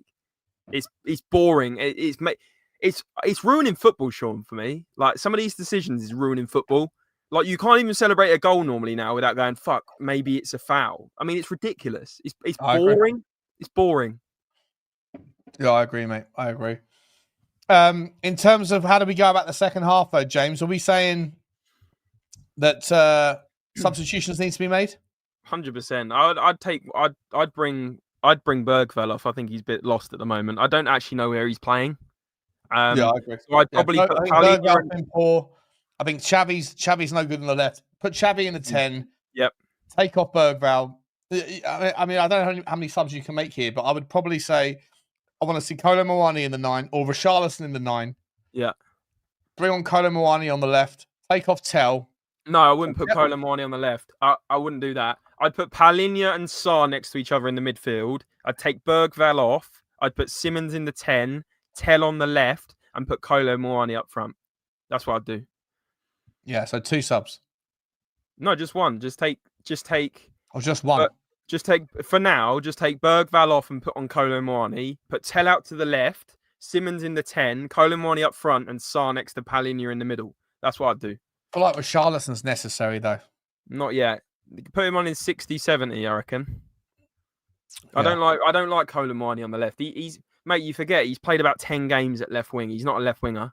He might be a left forward. He might be a left forward, but he's not a left winger. Yeah, I can get on board that. For But me. Tel, I've been a massive advocate of Mathys Tel, but he looks absolutely he's irrelevant. Sarr's been worse than Berghvall, people think. Does everyone think that? I just think Berghvall's been a bit lost, to be honest, from what I've seen. Pape off, have Berghvall and Palhinha. Berghvall next to Palhinha. I think I'm more comfortable with Sarr next to Palhinha. I don't know. I think Berghvall's been shit. I think Sarr's been shit. I think Tel's been shit. I think there's a lot of players that have been shit. I don't think Sarr's been good, but based on form and based on the fact that you think Sarr would have a bit better impact than Berghvall, I'd take off Sarr personally. But I appreciate that people think Sarr's been worse than Berghvall. I think they've both been poor, to be honest. I wouldn't take Palhinha off, Steve-O. I wouldn't take Palhinha off because he's the only anchor we have, really. You need an anchor in front of that defence, especially the fact that they seem to be. Did you bring on Bentancur? Yeah. Who's our bench? If you went full strength in midfield now, if you brought made a couple of changes, right? If you brought on, so took off one of Sarr or Berghvall and brought on Bentancur, you put Xavi Simmons in the 10, out on the left, Mathys Tel, fine, and then, so Bentancur on and Richarlison or Muani, whatever, but. We need something because it's not really clicking for me. It's not clicking. And at the moment, this is fading towards a 0-0 or a 1-0 victory to one team. And I think that Diouf down the left hand side has been his ability to cross the ball in. By the way, this Diouf, his crosses are fucking phenomenal, mate. Do you know what? I'd probably actually, thinking about it a bit deeper, I'd actually make the argument that at about 50-60, potentially take Porro off and put on Spence on the right and Udogie on the left, just to lock it up a bit. Because Diouf's been causing trouble, hasn't he? He's getting better at Porro. So I'm thinking about it from stopping those crosses coming in from their left-hand side. You've got Udogie on the bench as well. I mean, I know everyone's not convinced on him, but if Tel doesn't play well for the first 10 minutes on the left, put Udogie on maybe, or Johnson. You could argue. I know a lot of people probably don't think Johnson, but let's be honest, he can get a goal at the back post. Maybe Kudus will put one across for him. I definitely want to see Kolo Muani, mate. I'd be excited to see how he does, but listen, mate, I think it's if it goes on like this, like you said, I think it's going to be 1-0 either way or 0-0. Yeah. Scott Amos is saying another great performance from Tel, Sean. Yeah, he's not doing anything to. But Sean, fear not. Sorry to interrupt you. Fear not, because I've got the lucky shirt on, and we always win in the lucky shirt, so it's all good. It's all good. Mate, we should be winning. We should be 1-0 up. It's a disgrace. It's an absolute disgrace. And you know what? The worst part about it is if we go on to win this game, the referees will get away with it. No one will care. But it's a terrible decision. It's a fucking disgrace. James Maddison is absolutely bang on. He's absolutely bang on with what he said. Will he get in trouble for doing that, by the way? Because if the players start commenting like in conferences and stuff, don't they? They get fined for it. Possibly, mate, but he gives a fuck. Like he's I don't think he passionate. cares. He's passionate, but like, what happens to players like James Maddison when they're out injured for 9 months? Do they have to rock up to training every day just to show their face? No, or are they just told go away until your next? I think if they're in a position to like do rehabilitation, like Kulu is at the moment, they sometimes go to the gym, but obviously they don't go and stand there and watch them train. I think they might go to the training center and do the gym stuff, but only if they're in a position to do so. So if you got like if you just like done your Achilles or something, and you know you're out for 3 months, yeah, do you get the next 2 months to go on holiday if you want to? I think so. I think Kulu's been here, there, and everywhere on his Instagram. But has he? I don't know. It's a dream job either way, isn't it, mate? You're getting paid like 100 and something K or whatever to not do anything a week. It's not bad. Yeah, not bad at all. But listen, I know it's hard for players, especially like James Maddison. He's 29, isn't he? 28, 29. So, you know, he's at his peak now. To get an injury like that is pretty annoying. Like, it's very frustrating, I'm sure. We're back. Hang on a second. Fuck. Why are we looking at a picture of James Maddison as a kid? Hang on. Oh, dear. I've got to sort this out again. We're 20 minutes ahead, mate. Yeah. Oh, like nice empty stadium. Oh my God, they've already had a shot. Oh. Bowen. No subs, Sean. No subs, says Luke Parkinson.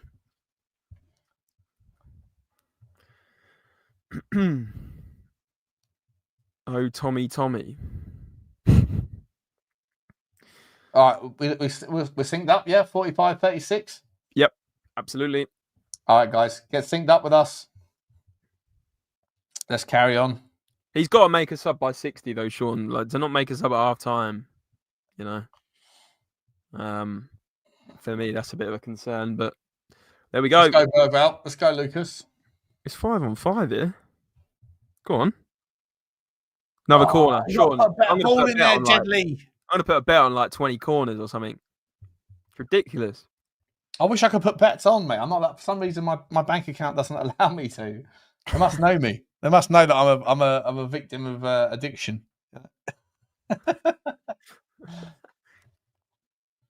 Let's go, Chavy. What are we doing here, Chav?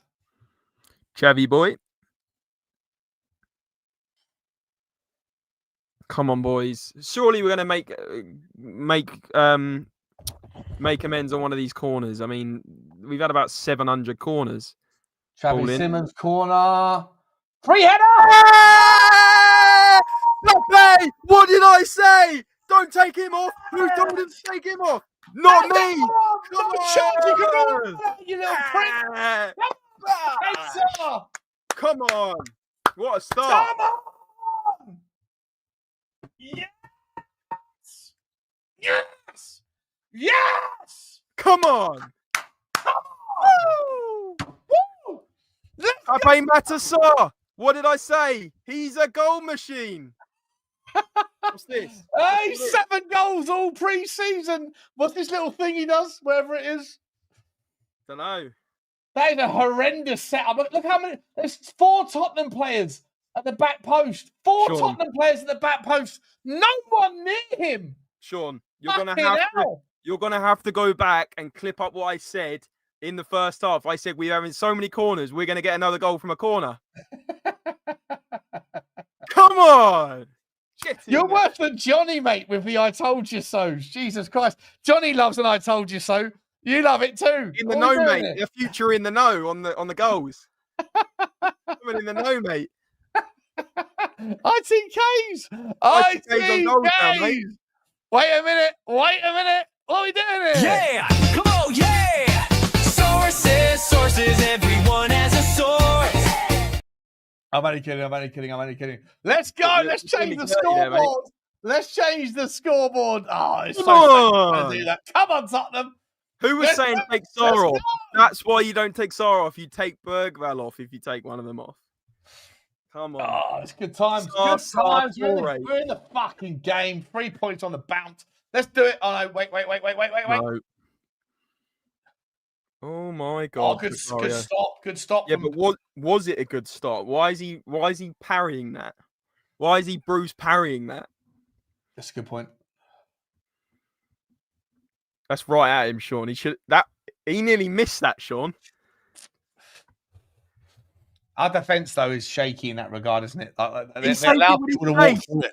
They allow people to walk through it. He saved it with his face, Sean. He missed it. It hit his face and went out. Mate, he scares the crap out of me. Yeah, I don't rate him. Yeah, we'll change him in the summer. Honestly, I really don't rate him that much. Rid of it. Punch is clear.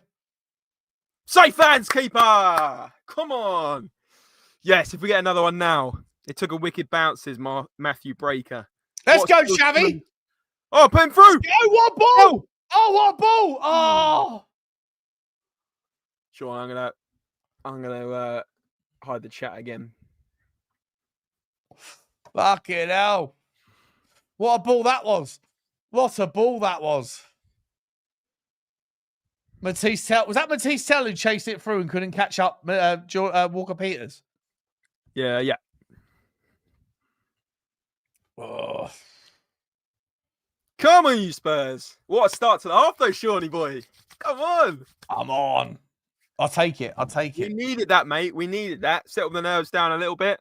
I can sniff the 3-0 win coming. Ooh. Go on, then. Oh, Xavi's. Look at Jedley King. Jedley King again. Ref. What are we doing, ref? It's so funny when you shout. It just cuts out. Oh, does it cut out every time, does it? A little bit. I've got this whole setup here, but I don't know how to set it up properly. I'm sure I can just cut out the cutouts, whatever. Let's go. Go on.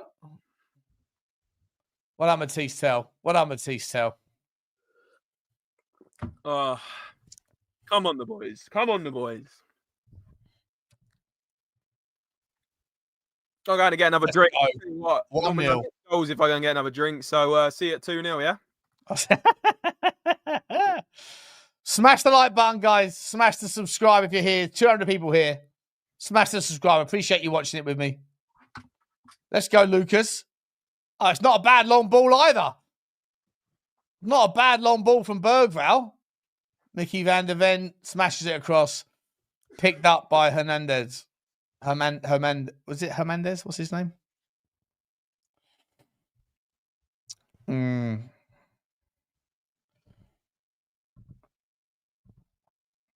I'd still make a change, by the way. I'd still make a change. Oh, Jesus Christ. That's a long ball. It's a good ball. Oh, he's giving a yellow card. Jed Spence isn't happy about that. Has he got the ball or not? Nah, it's a free kick. That's a free kick. That's a danger. That is a danger. It's the longest ball ever, that is. Over the top. And we've got nobody there to figure it out. Got to be careful now, Jedley King. Got to be careful. Yeah, nice consistency, ref. Fucking idiot. James is back. How's that yellow? How's that yellow, but none of the West Ham players have got yellows? Ridiculous. I just saw on your little stat, though, on SofaScore, this ref gets an average of 4 yellows a game. So he's got to make up the 4, hasn't he? Oh, dear. That's the first yellow of the game, isn't it? First yellow of the game, yeah. Yeah, there'll be 3 more. We need a second goal now. I don't mean a second goal for them. Free header. For fuck's sake, mate. We are still very, very vulnerable. We are still very vulnerable at the back. Yeah. Like it's a difficult header. Don't get me wrong. It's a difficult header for is that Fernandez? Mavranapos, whatever his name is. But that's it's a free header again. Oh, I'm buzzing with one up though, Sean. Come on. We needed that.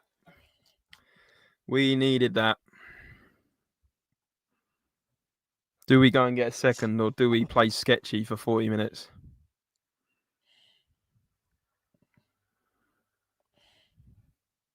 You got to win that, Mathys Tel, mate. You're making me look bad, bro. He's not had a good game, has he? Berghvall's running his shit. now. Absolutely shit. Yeah, he's been a shocker, to be fair.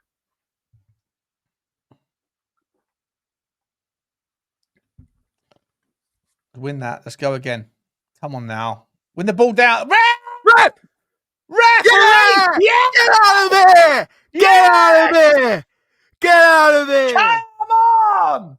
Get out of there! Sean, you called it. See you Sean, you later, called it. Suchek. I said it. You I called fucking it, said bro. You called it. Hey! See you later, Suchek. I You called nutter. it. Come on. Come on. I don't want to be one of those guys. I've been Oh, no, saying he's it ripped forever. his sock. He's ripped his sock. That's a horrendous challenge. Is he okay? Is Polina okay? Really? I don't want to be one of those guys, James, that says I've been saying it forever. But I did say there'd be a red card. That's a fucking disgraceful challenge. That's naughty. That is naughty.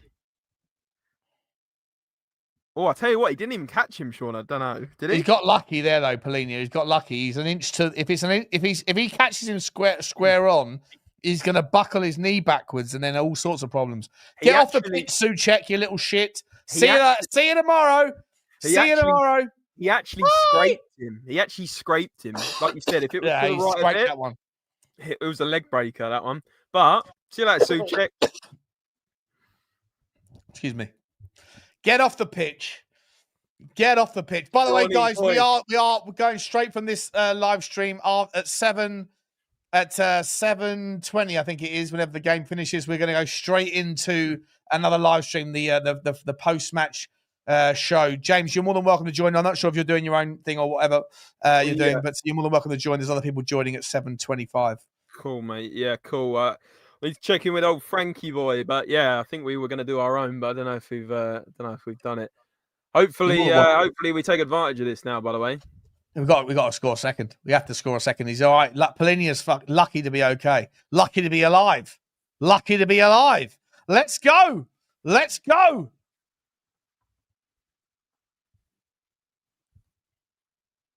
good ball.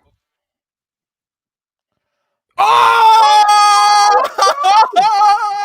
Yes! What a goal! What a goal! Take off, Star. Take off, Berghvall. Wow. What? It's all gone tits up for West Ham. He's just It's leaped all like gone bloody- tits up. he's just Lucas leaped- Berghvall. He just leaped like Van Persie did in the World Cup that time. What is that about? What the fudge? What's it? Hang on a minute. Wait, so I'll watch this Paulinho again. inside to Romero. Romero's punted it. Oh Oh my, my God, what a finish. What a header! Sorry, what a finish that is. What a header! Oh my God. That is a joke. What a header! What a goal. The pace as Oh well. And that's it. my- That's it. Game, set, and match. Job done. 3 points. Come on, you Spurs! on. Get in there! Come on! What a goal. Fucking get in! All right, now let's go and fucking spank them. Let's go and put 4 past them. Let's see the West Ham meltdown again. Oh, love it, love it, love it. Oh my God. Change the scoreboard, Butler. Butler, what are you doing? We've gone clear. Holy shit, though. What a You're header! going down with the Forest. Down with the Forest. You're going down with the Forest. I'll tell you what a ball, what a fucking play by Berghvall. Go on, Jedley.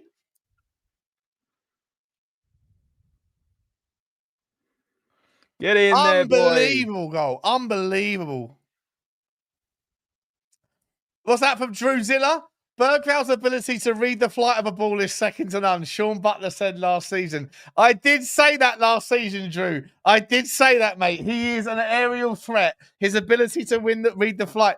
But, Drew, you're doing the Lord's work, my man. You're doing the Lord's work for me. Let's go. Mate, I did say that. I did say that, Drew. I did say that the guy's a monster in the air, just waiting to happen. What an unbelievable moment there for Lucas Berghvall. What a guy. What a guy. 2-0, Jimmy. 2-0. Oh, mate. Buzzing. Just what we needed. 10 minutes into the half as well. Only 10 minutes into the half. We're 2-0 up. Or 13 minutes. We're 2-0 up, mate. Let's put 4 past them. Let's think about Who goal whips it in. Someone get me Mawani on the pitch. Someone get me Mawani right now. Get me Mawani. Do. And we got fucking Champions League on Tuesday, James. Yeah. Sean, surely you're not driving up now. Look at the size of that guy. Sean, surely you're not driving up now. Are you driving or you're not driving? If you want to get out there at lunchtime. No, I'm getting the train. If you want to get out there at mate. lunchtime, James, I will get out there at lunchtime. The only problem is, mate, is that I want to bring with me an entire, I want to bring out my tripod. I want to do AFTV fan cams afterwards. Did I let you in the stadium with that?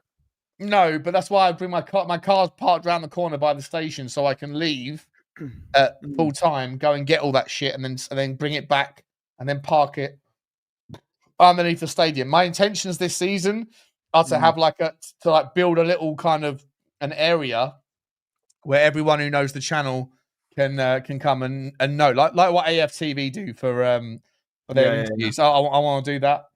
But it's difficult to do that if you've got a big giant bag. You can't take it into the stadium. And if you were to here we go, Berghvall.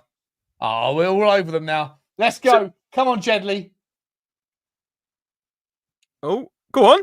Oh, so did you drive up when you got absolutely caned the other day, and then you left your car? No. I only get caned if I'm getting the train up. No, I know you don't drive. What I'm saying is, did you drive up and then stay, kind of thing? No. I got the train up.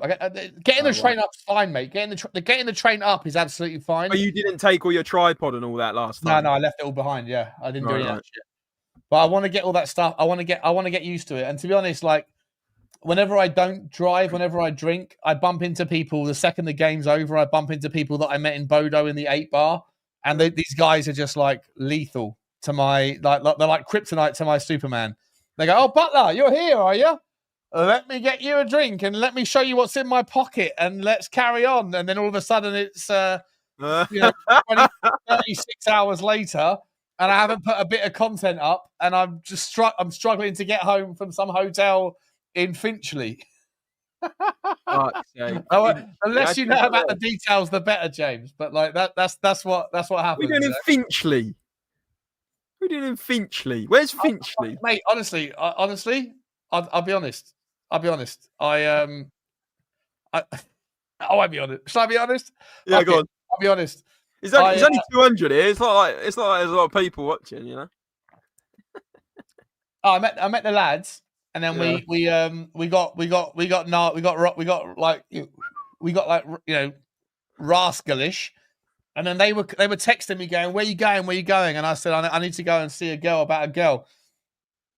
And I was supposed to meet a bird, and I ended up getting an Uber to Finchley. I walked into the local travel lodge or Premier Inn or whatever it was in Finchley, and I said, I booked the hotel, which I hadn't booked.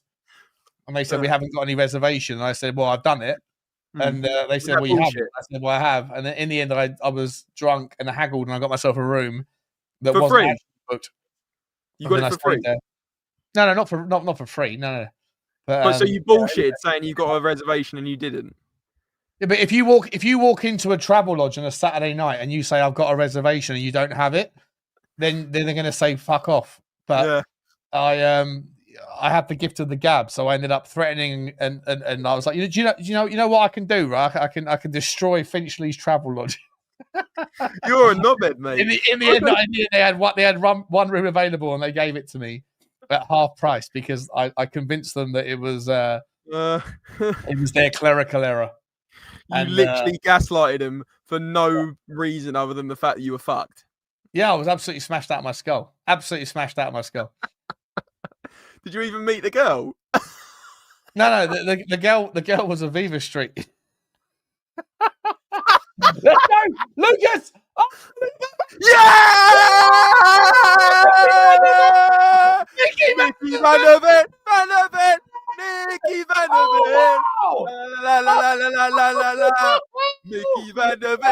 Oh, wow! Come on! Go! 3-0!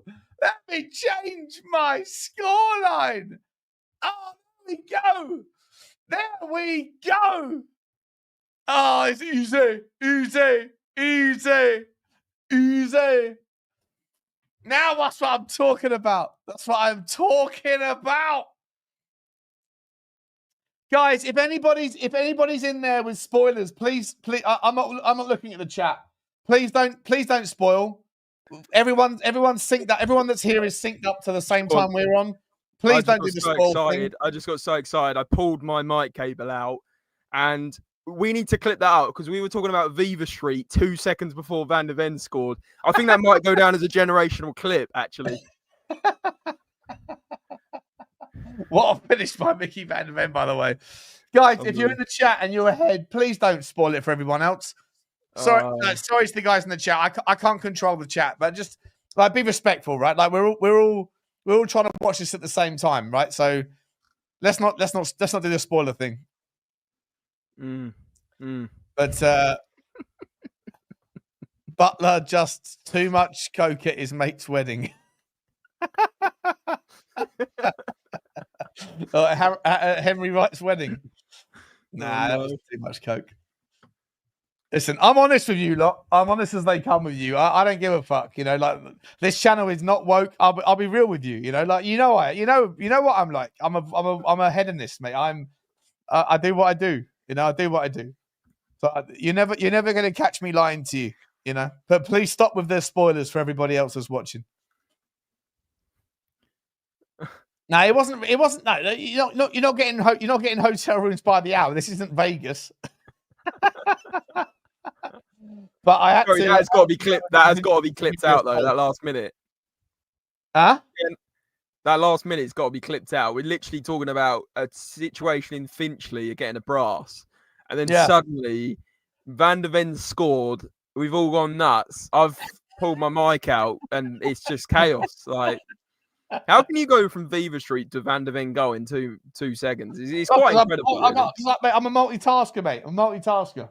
We're 3-0 up, Sean. We are lay 3. out the money on the table at the same time as undoing my zip, sort of thing. You know what I mean? With the brasses. Let's go, Chavy. Let's go. One more. Let's do 4. Come on now, Tottenham. We've got a chance here to put 5 past them at their gaff. Let's do it. Sure, 9 points in 12, though. Would you take that at the start of the season? Oh, fuck yeah. But by Come on! The season gets very difficult in November. Let's see how quiet the old West Ham Stadium gets now, eh? Who's that geezer coming on? Udogie. Is that Udogie wearing a headband, is it? There you go, fair enough. How many you had, mate? Not enough, mate. Not enough. I'm going to go and get another one in a minute. Like, listen, the after party is going to be fun, guys.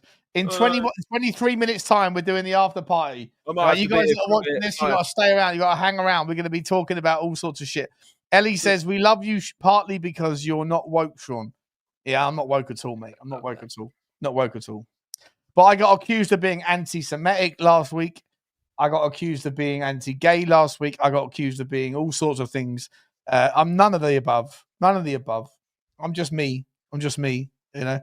And but yeah, I certainly don't tolerate any of that bollocks. And I'm single, but I'm 41 years old and I'm single. So the only reason I wouldn't drink when I went to Tottenham is if I would never do that. I would never like drink and drive or any of that shit. But yeah, we don't drink. If I don't drive, then best believe that you might go 3 or 4 days without seeing any content from me because because I've lost the recordings or because I'm still struggling to get home. I don't regret a bit. I don't regret any of it. Fantastic, James. So what you're saying is, mate, on Tuesday, me and you are going to meet up at Tottenham, are we? And we're going to get there at lunchtime. We're going to take all sorts of content under our wings, are we? Not lunchtime. About 3 o'clock, I reckon. I'll get there. About 3 o'clock. Yeah. I'm going to buy one of those Insta 360 X5s. What's that? The 360 cams. I'm going to get one of those 3-meter selfie sticks. I'm just going to like wave it around and just capture some random shit. Right. That's going to go down well. Yeah, I'm going to piss everybody off, mate. The last time I was at Tottenham, I almost got in a fight with one of the regular lads from We Are Tottenham TV. Amir. Amir? You know Amir? No, I don't know who he is. Yeah. Right, what did he say? I won't go into it. It's irrelevant. But he wound me up, basically. He wound me up. So I grabbed him. What the hell? Oh, dear. Hopefully no fights on Tuesday, mate. We don't need that. Nah, no fights, mate. No fights. As long as we win. Let's go, Lucas Berghvall. Come on, son. Look at the fly of that one. Let's go, Pedro. Into Berghvall's feet. Little back foot. Oh, not on the same wavelength there. Let's go. Pape Sarr wins the ball back high up the pitch. Let's go with the press. Here's Mohamed Kudus. Let's go, Kudo. Finds it back to Pedro Porro. Oh, he's gone right back to Romero. So, Sean, afterwards, are you staying on this stream or are you doing another one? I'm literally going to end this stream and go and redirect straight into the next one. Do you want to come? You're more than welcome to come on. Yeah, mate. I'll come on for a little bit. Yeah. All right, no worries, mate. I'll plug your channel as well, obviously, mate. No problem. Yeah, Let's go. Well, offside. Looks like my hardest leg of the Spurs Brentford win double is completed for Bantry. Big up to you, Bantry. Big up to you, mate. Big up to you, bro. Big up the boy. Eastbourne massive, says Harry. Big up to you. Big up to Eastbourne. Shout out to Eastbourne. What's cracker like? Musa's saying Kolo Muani time, but you said that a while ago. That was 3 minutes ago, actually. Jed Spencer's coming off. What are we doing here? Is Javi? Yeah, Javi's off. Who's coming on? I just in your private chat. Sorry, mate. That's all right. I'm just thinking, Sorry, he's on a wind up, isn't he? Sorry, mate. No, sorry. No, all good. Who's coming on? Destiny Udoggie's coming on. He's a big lad, isn't he, Destiny Udogie? And Richarlison's on.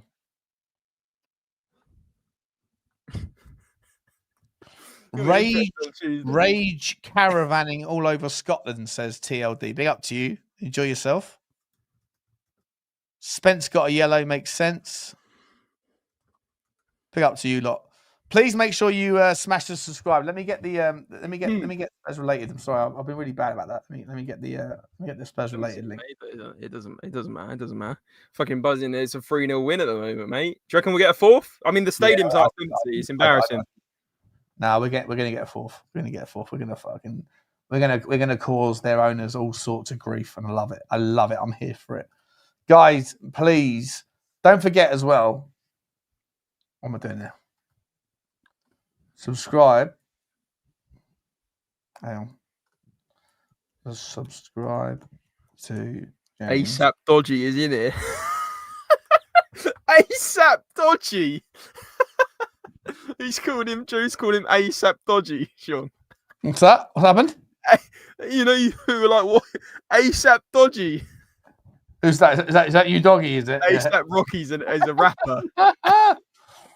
Fucking Iron Drew's coming on in a little while, mate. We're going to look forward to seeing him. Please, guys, get over to James's channel. There's 225 of you here. Do us a favor. Do everyone a favor here. We've got to spread the love. You should subscribe to everyone. And what we need you to do is to subscribe to James there at Spurs Related. Also, by the way, we do have a giveaway going on. There's still only 65 people that have participated. If you put this in, as you can see it right now, if you put that into the chat, as I've written it, OK jersey like that. If you put that in, you've got a chance of winning a free shirt. I've just entered twice. Yeah, well, you only get one entry per name or per Gmail, but just follow that in, stick it in. OK jersey, a capital O or a lowercase O. I don't know how it works, but I think it's I think you've got to match it specifically. Sorry, so I think it's OK jersey. You don't know how it works, but you don't know how it works, but you're managing the giveaway. Well, I'm not managing the giveaway. The giveaway tool is something that comes with StreamYard. But if you put it in OK jersey the way I've done it, then you're definitely guaranteed an entry. And at the end of the stream, we're going to do that and give away a free shirt of your choice. It doesn't even have to be Tottenham if you don't want it to be. And it can come. Oh, chance! It can come with a name and number, whatever the fuck you want. Anything you want. You just got to let me know what you want. You can come with all the badges. You can be living in Antarctica if you want it to be. Wherever you are, and I'll take care of it for you and I'll send it. But make sure when you send me the details that you are, I'd say go 2 sizes up, basically. Yeah, that's it. Foxaholic, Gin, the way you guys are doing it, Paul Sinks, well done. You guys are all entered in the draw. And right now, there's less than 100 people entered. So basically, everybody's got a chance of winning. Are you giving away a jersey every stream, or is it just one in a few? I don't know. At the moment, apparently I've got like 20 shirts I can give away. So I'm going to give away one now. I might give away one in the after party. When does it get announced then, mate? Do you do it after the stream or? No, I'll do it as the stream. Once the game's done, I'll do the giveaway. Funny if I won, wouldn't it? What's that? If I won, everyone would think it's rigged. Well, I can guarantee you, if you do win, you're just one of, what is it right now? How many people are involved? 88 people. There's still only 88 people. So you've got a better than 1% chance of getting a free Tottenham shirt. And that includes away jerseys, the third kit. You can pick a Barcelona shirt if you want it. Go to okjersey.com. Love it, mate. Love it. Oh, he's taking a piss. Kudus is taking a piss. That's what I'm talking about. Let's go, Mathys. Oh, who's that? It's Kudus. Kudus, mate. He's taking a piss out of his own team. Old team. Oh, we're smashing the pieces. Kudus. Look at them. We're getting the Olays as well. In it goes. Porro. Berghvall. Oh, nearly 4. Nearly 4, lads. We're going to score a fourth. We're going to score a fourth. Nearly 4. Nearly 4. Guys, we're 21 likes away from 300. There's 250 of you in here. There's surely people that haven't hit the like button. Make sure you're hitting the like button for Sean. Plugging it for him. That's how we do around here. Brennan Johnson's coming on. Odebear's coming on. And Danzo's coming on. Still no Mwani. Yeah, that's a shame. But maybe he's not match fit, mate. Maybe it doesn't really matter now, does it? Can I get Helga and number 69 on the back? Yes, you can, by the way. Yes, you can.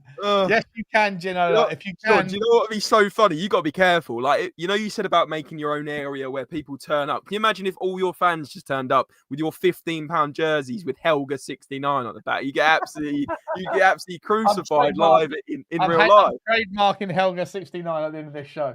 100%. 100%. I miss her so much, mate. I'm not going back to Bodo next week or 2 weeks' time. Right. As much as I'd love to.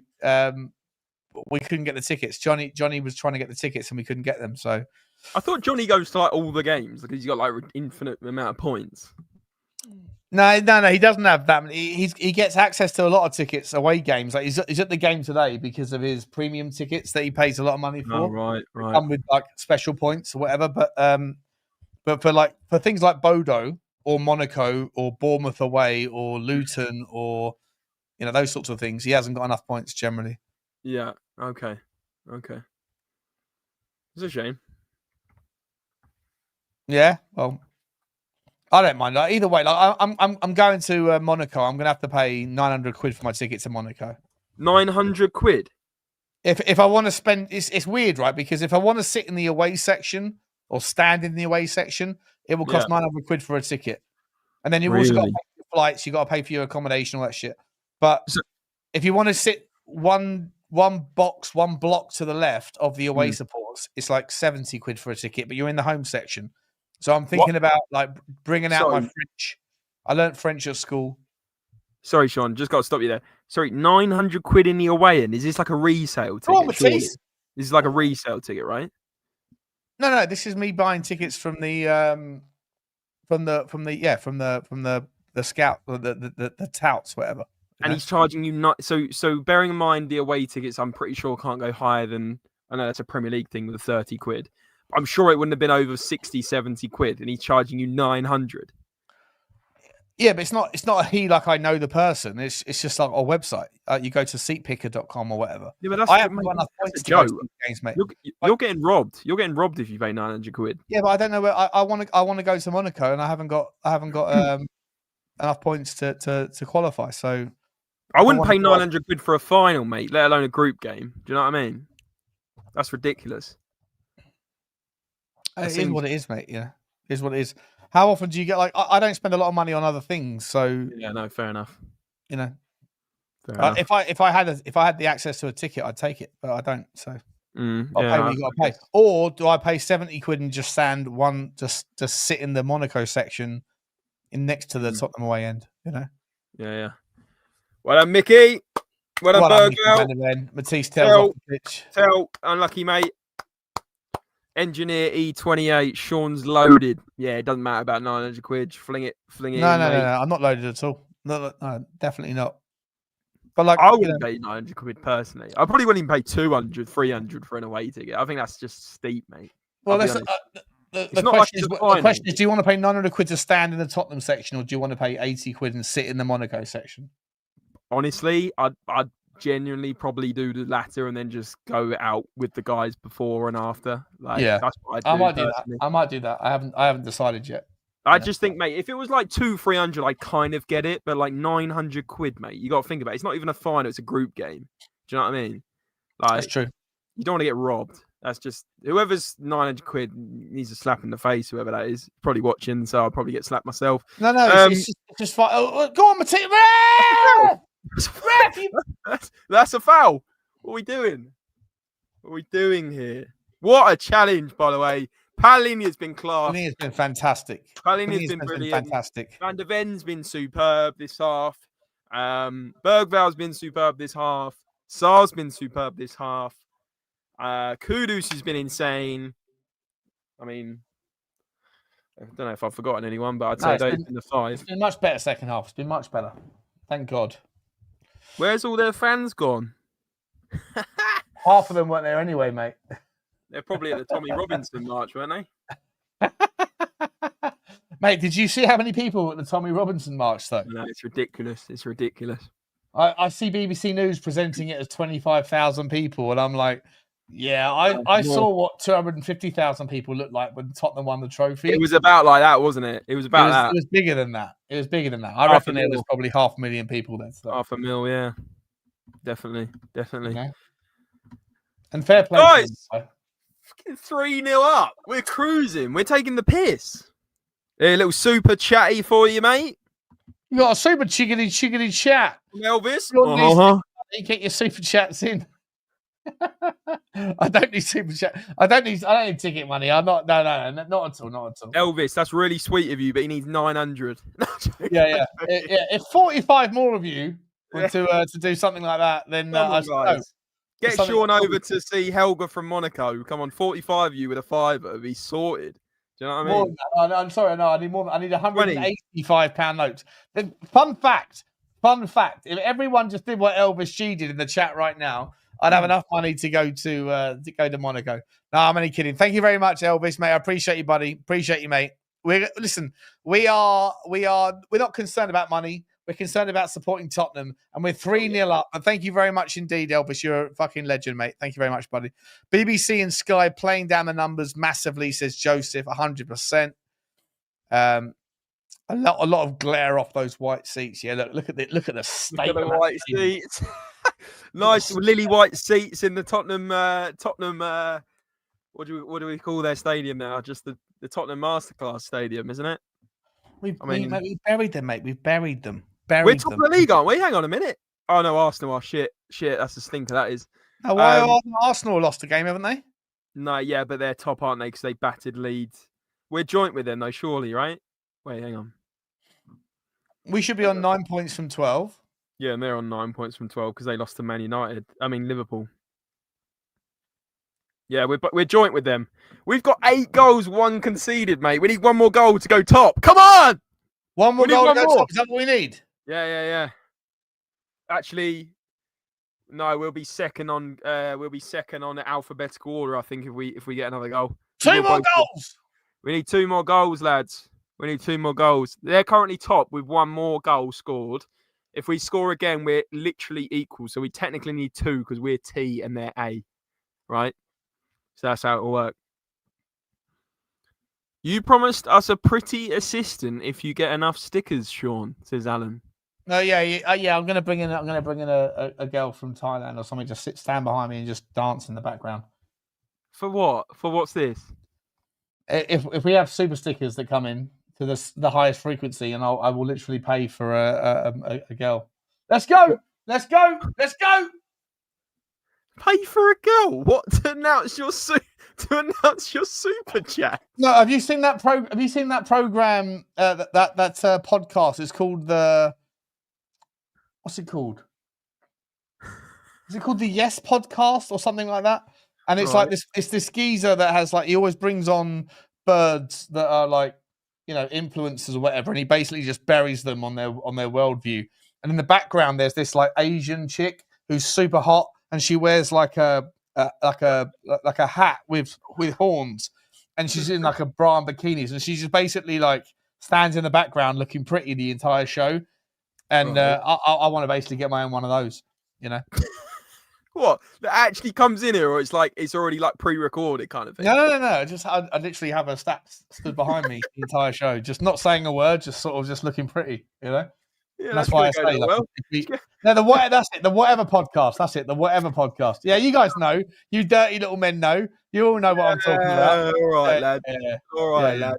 All right, you got 2 more super chats, Sean. Look, everyone's taking it personally. I got a super chat, so we. Spurs OC, big up to you, Spurs OC. Come on, you Spurs, he says. Big up to you, Spurs OC. Appreciate you, mate. We're 3-0 up, mate, and we're second in the league. We love to see it. And Voxaholic, big up to you, Voxaholic, says Spurs. Sean needs travel lodge money for Finchley. You're back in Finchley on Tuesday, Sean, aren't you? I'll be back in Finchley on Tuesday. I'm not sure if I'm welcome back, to be honest. The mess I made of that fucking hotel Where's room. Finchley compared to Tottenham? I don't even know. It's like a 15-minute Uber drive, mate. But it's, it's a pain in the arse. It's a pain in the fucking arse, mate. Maybe getting the Premier Inn down the road or whatever it is. Yeah, I have phoned up the Tottenham Hotspur architects 4 times in the last month and said, when are you going to start dropping me some knowledge on off-plan apartments? Because the second that wherever the hotel's being built, when they start building those 2 apartment complexes next to it, I want one of those apartments. If it's a 1-bed, a 2-bed, whatever, I want to buy one just so that I can do all my recordings and then go straight upstairs and then upload them. Oh yeah, time is money. Right, time is money, James. So it might the what, 1 bed might cost conveniently might cost you like 300 grand, 400 grand or whatever, but you'll make it back in the timeliness of the ability to get the content up. Right. So it's all about the content, definitely not to do with the Viva Street purchases or anything like that. I mean, that's part of it for sure. Sure. Joe said, for Richie. Joe said Sean's bringing back old school Soccer AM. Mate, I've got all sorts of intentions. This channel, Football Inc., Spurs 5. Don't worry about this, guys. If you're new around here, be a part of the first quarter, right? I don't want to see you guys jumping on in the 4th quarter. I don't want to see that shit. You get on board this. You get on board Spurs related today. Okay, I want you to go. I want to know who are the people, like the early days, the day ones, because in 5 years' time, the empire that is going to be built via YouTube is going to be insane, and it's all going to be built on no woke. It's going to be built on absolute waffle. It's going to be built on nothing but absolute nonsense. But you have to be on board it from the day ones. I don't want to see you jumping on in the 4th quarter. I don't want to see it. You're either with me or you're against me, kind of thing, And the same with James, by the way. James is a real one. It's a real one. Spurs related is a real one. Let's go. Let's go, Pedro. We love a real one. We love it. We love it. We're doing things here. Has Simmons looked good? Reform Patriots? Okay, not great. Not great. He's not been our best player, has he? I'll be honest. He's not had a fantastic game.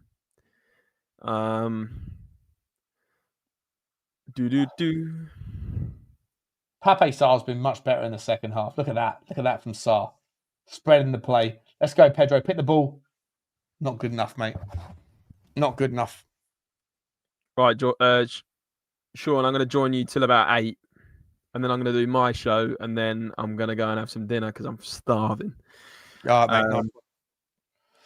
Can you stay there for 1 second, mate, whilst I go and get myself a refill? Yeah, of course I can, mate. Of course I Hold can. the fort, my man. Hold the fort. What, guys? What are we saying? Who's been man of the match? I'm going to go with. I'm going to say Kudus or second half wise Van der Ven or Berghvall. But who's got the goals? It's been Van der Ven, it's been Berghvall, and it's been obviously Sarr. 3 goals in 17 minutes. The game completely changed by the red card from Thomas Souček. What we got in the chat, I can't even click on these, so I'm gonna have to read them out. But we got Sarr man of the match for Luke. Yeah, Sarr's been second half. Sarr's been brilliant. Palinha has also been brilliant. Tommy Robinson is my man of the match. Romero, says Alan. We've got a few different ones here. You've got Palinha, you've got Sarr, you've got Berghvall, you've got Romero. I think there's a few in contention, to be fair. I think actually the man of the match has probably been Souček because he's absolutely fucked it for them. But that's just my opinion. Adam Cahill saying Romero. A lot of Romeros. He's been solid, hasn't he? But listen, guys, it's been a great half.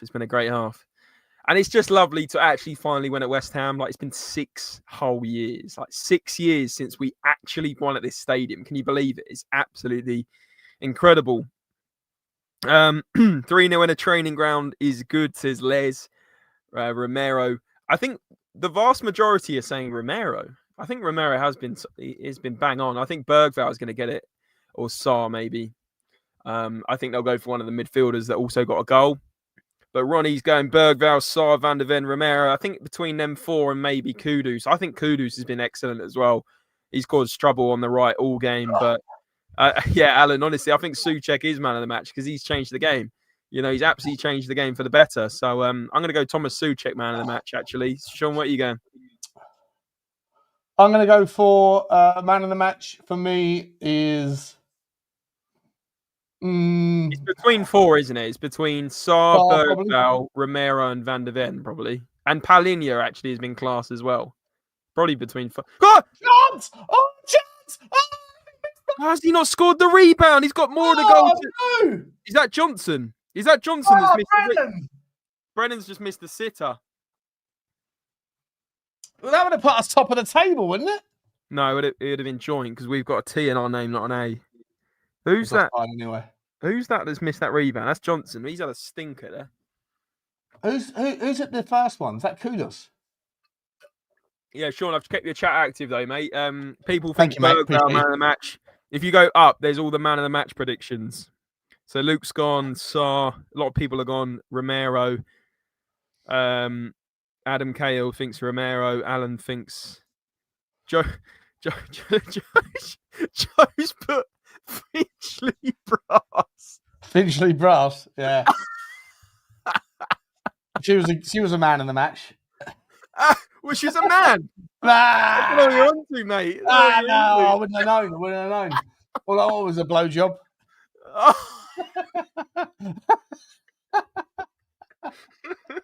know. You got a pretty face, it'll do for me. Do you know what I mean? You know what I mean? What are we doing here? Let's go. Let me get the StreamYard link up for you, James. Get the StreamYard link up.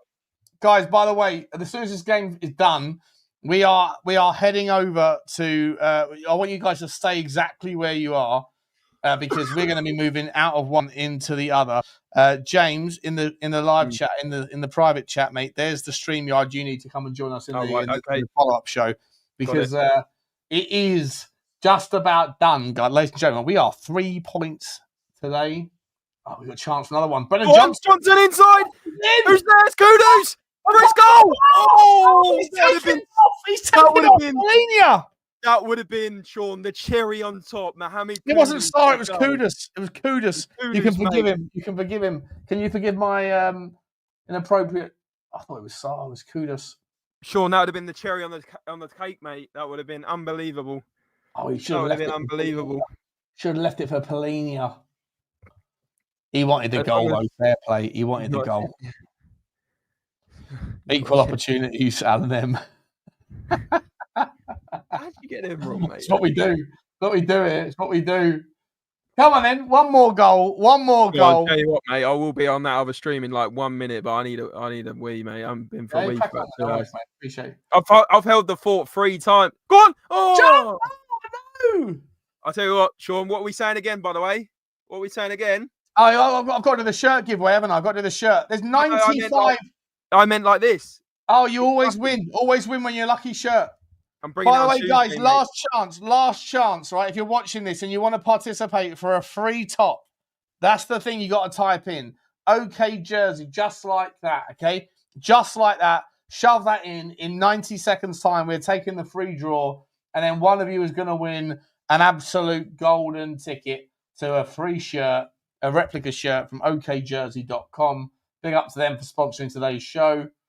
And so stick it in now. Let's find out. Last chance. Oh, he smashed it over the top. Polino smashed it over the jersey. Smashed it over the top. That should be it. That should be it. What are we doing with the giveaways? We're up to 105. You got a 1% chance of winning right now. 1% chance of winning. Lucas Berghvall is the player of the match according to Sky Sports. Goals 1, shots 1, passes 27.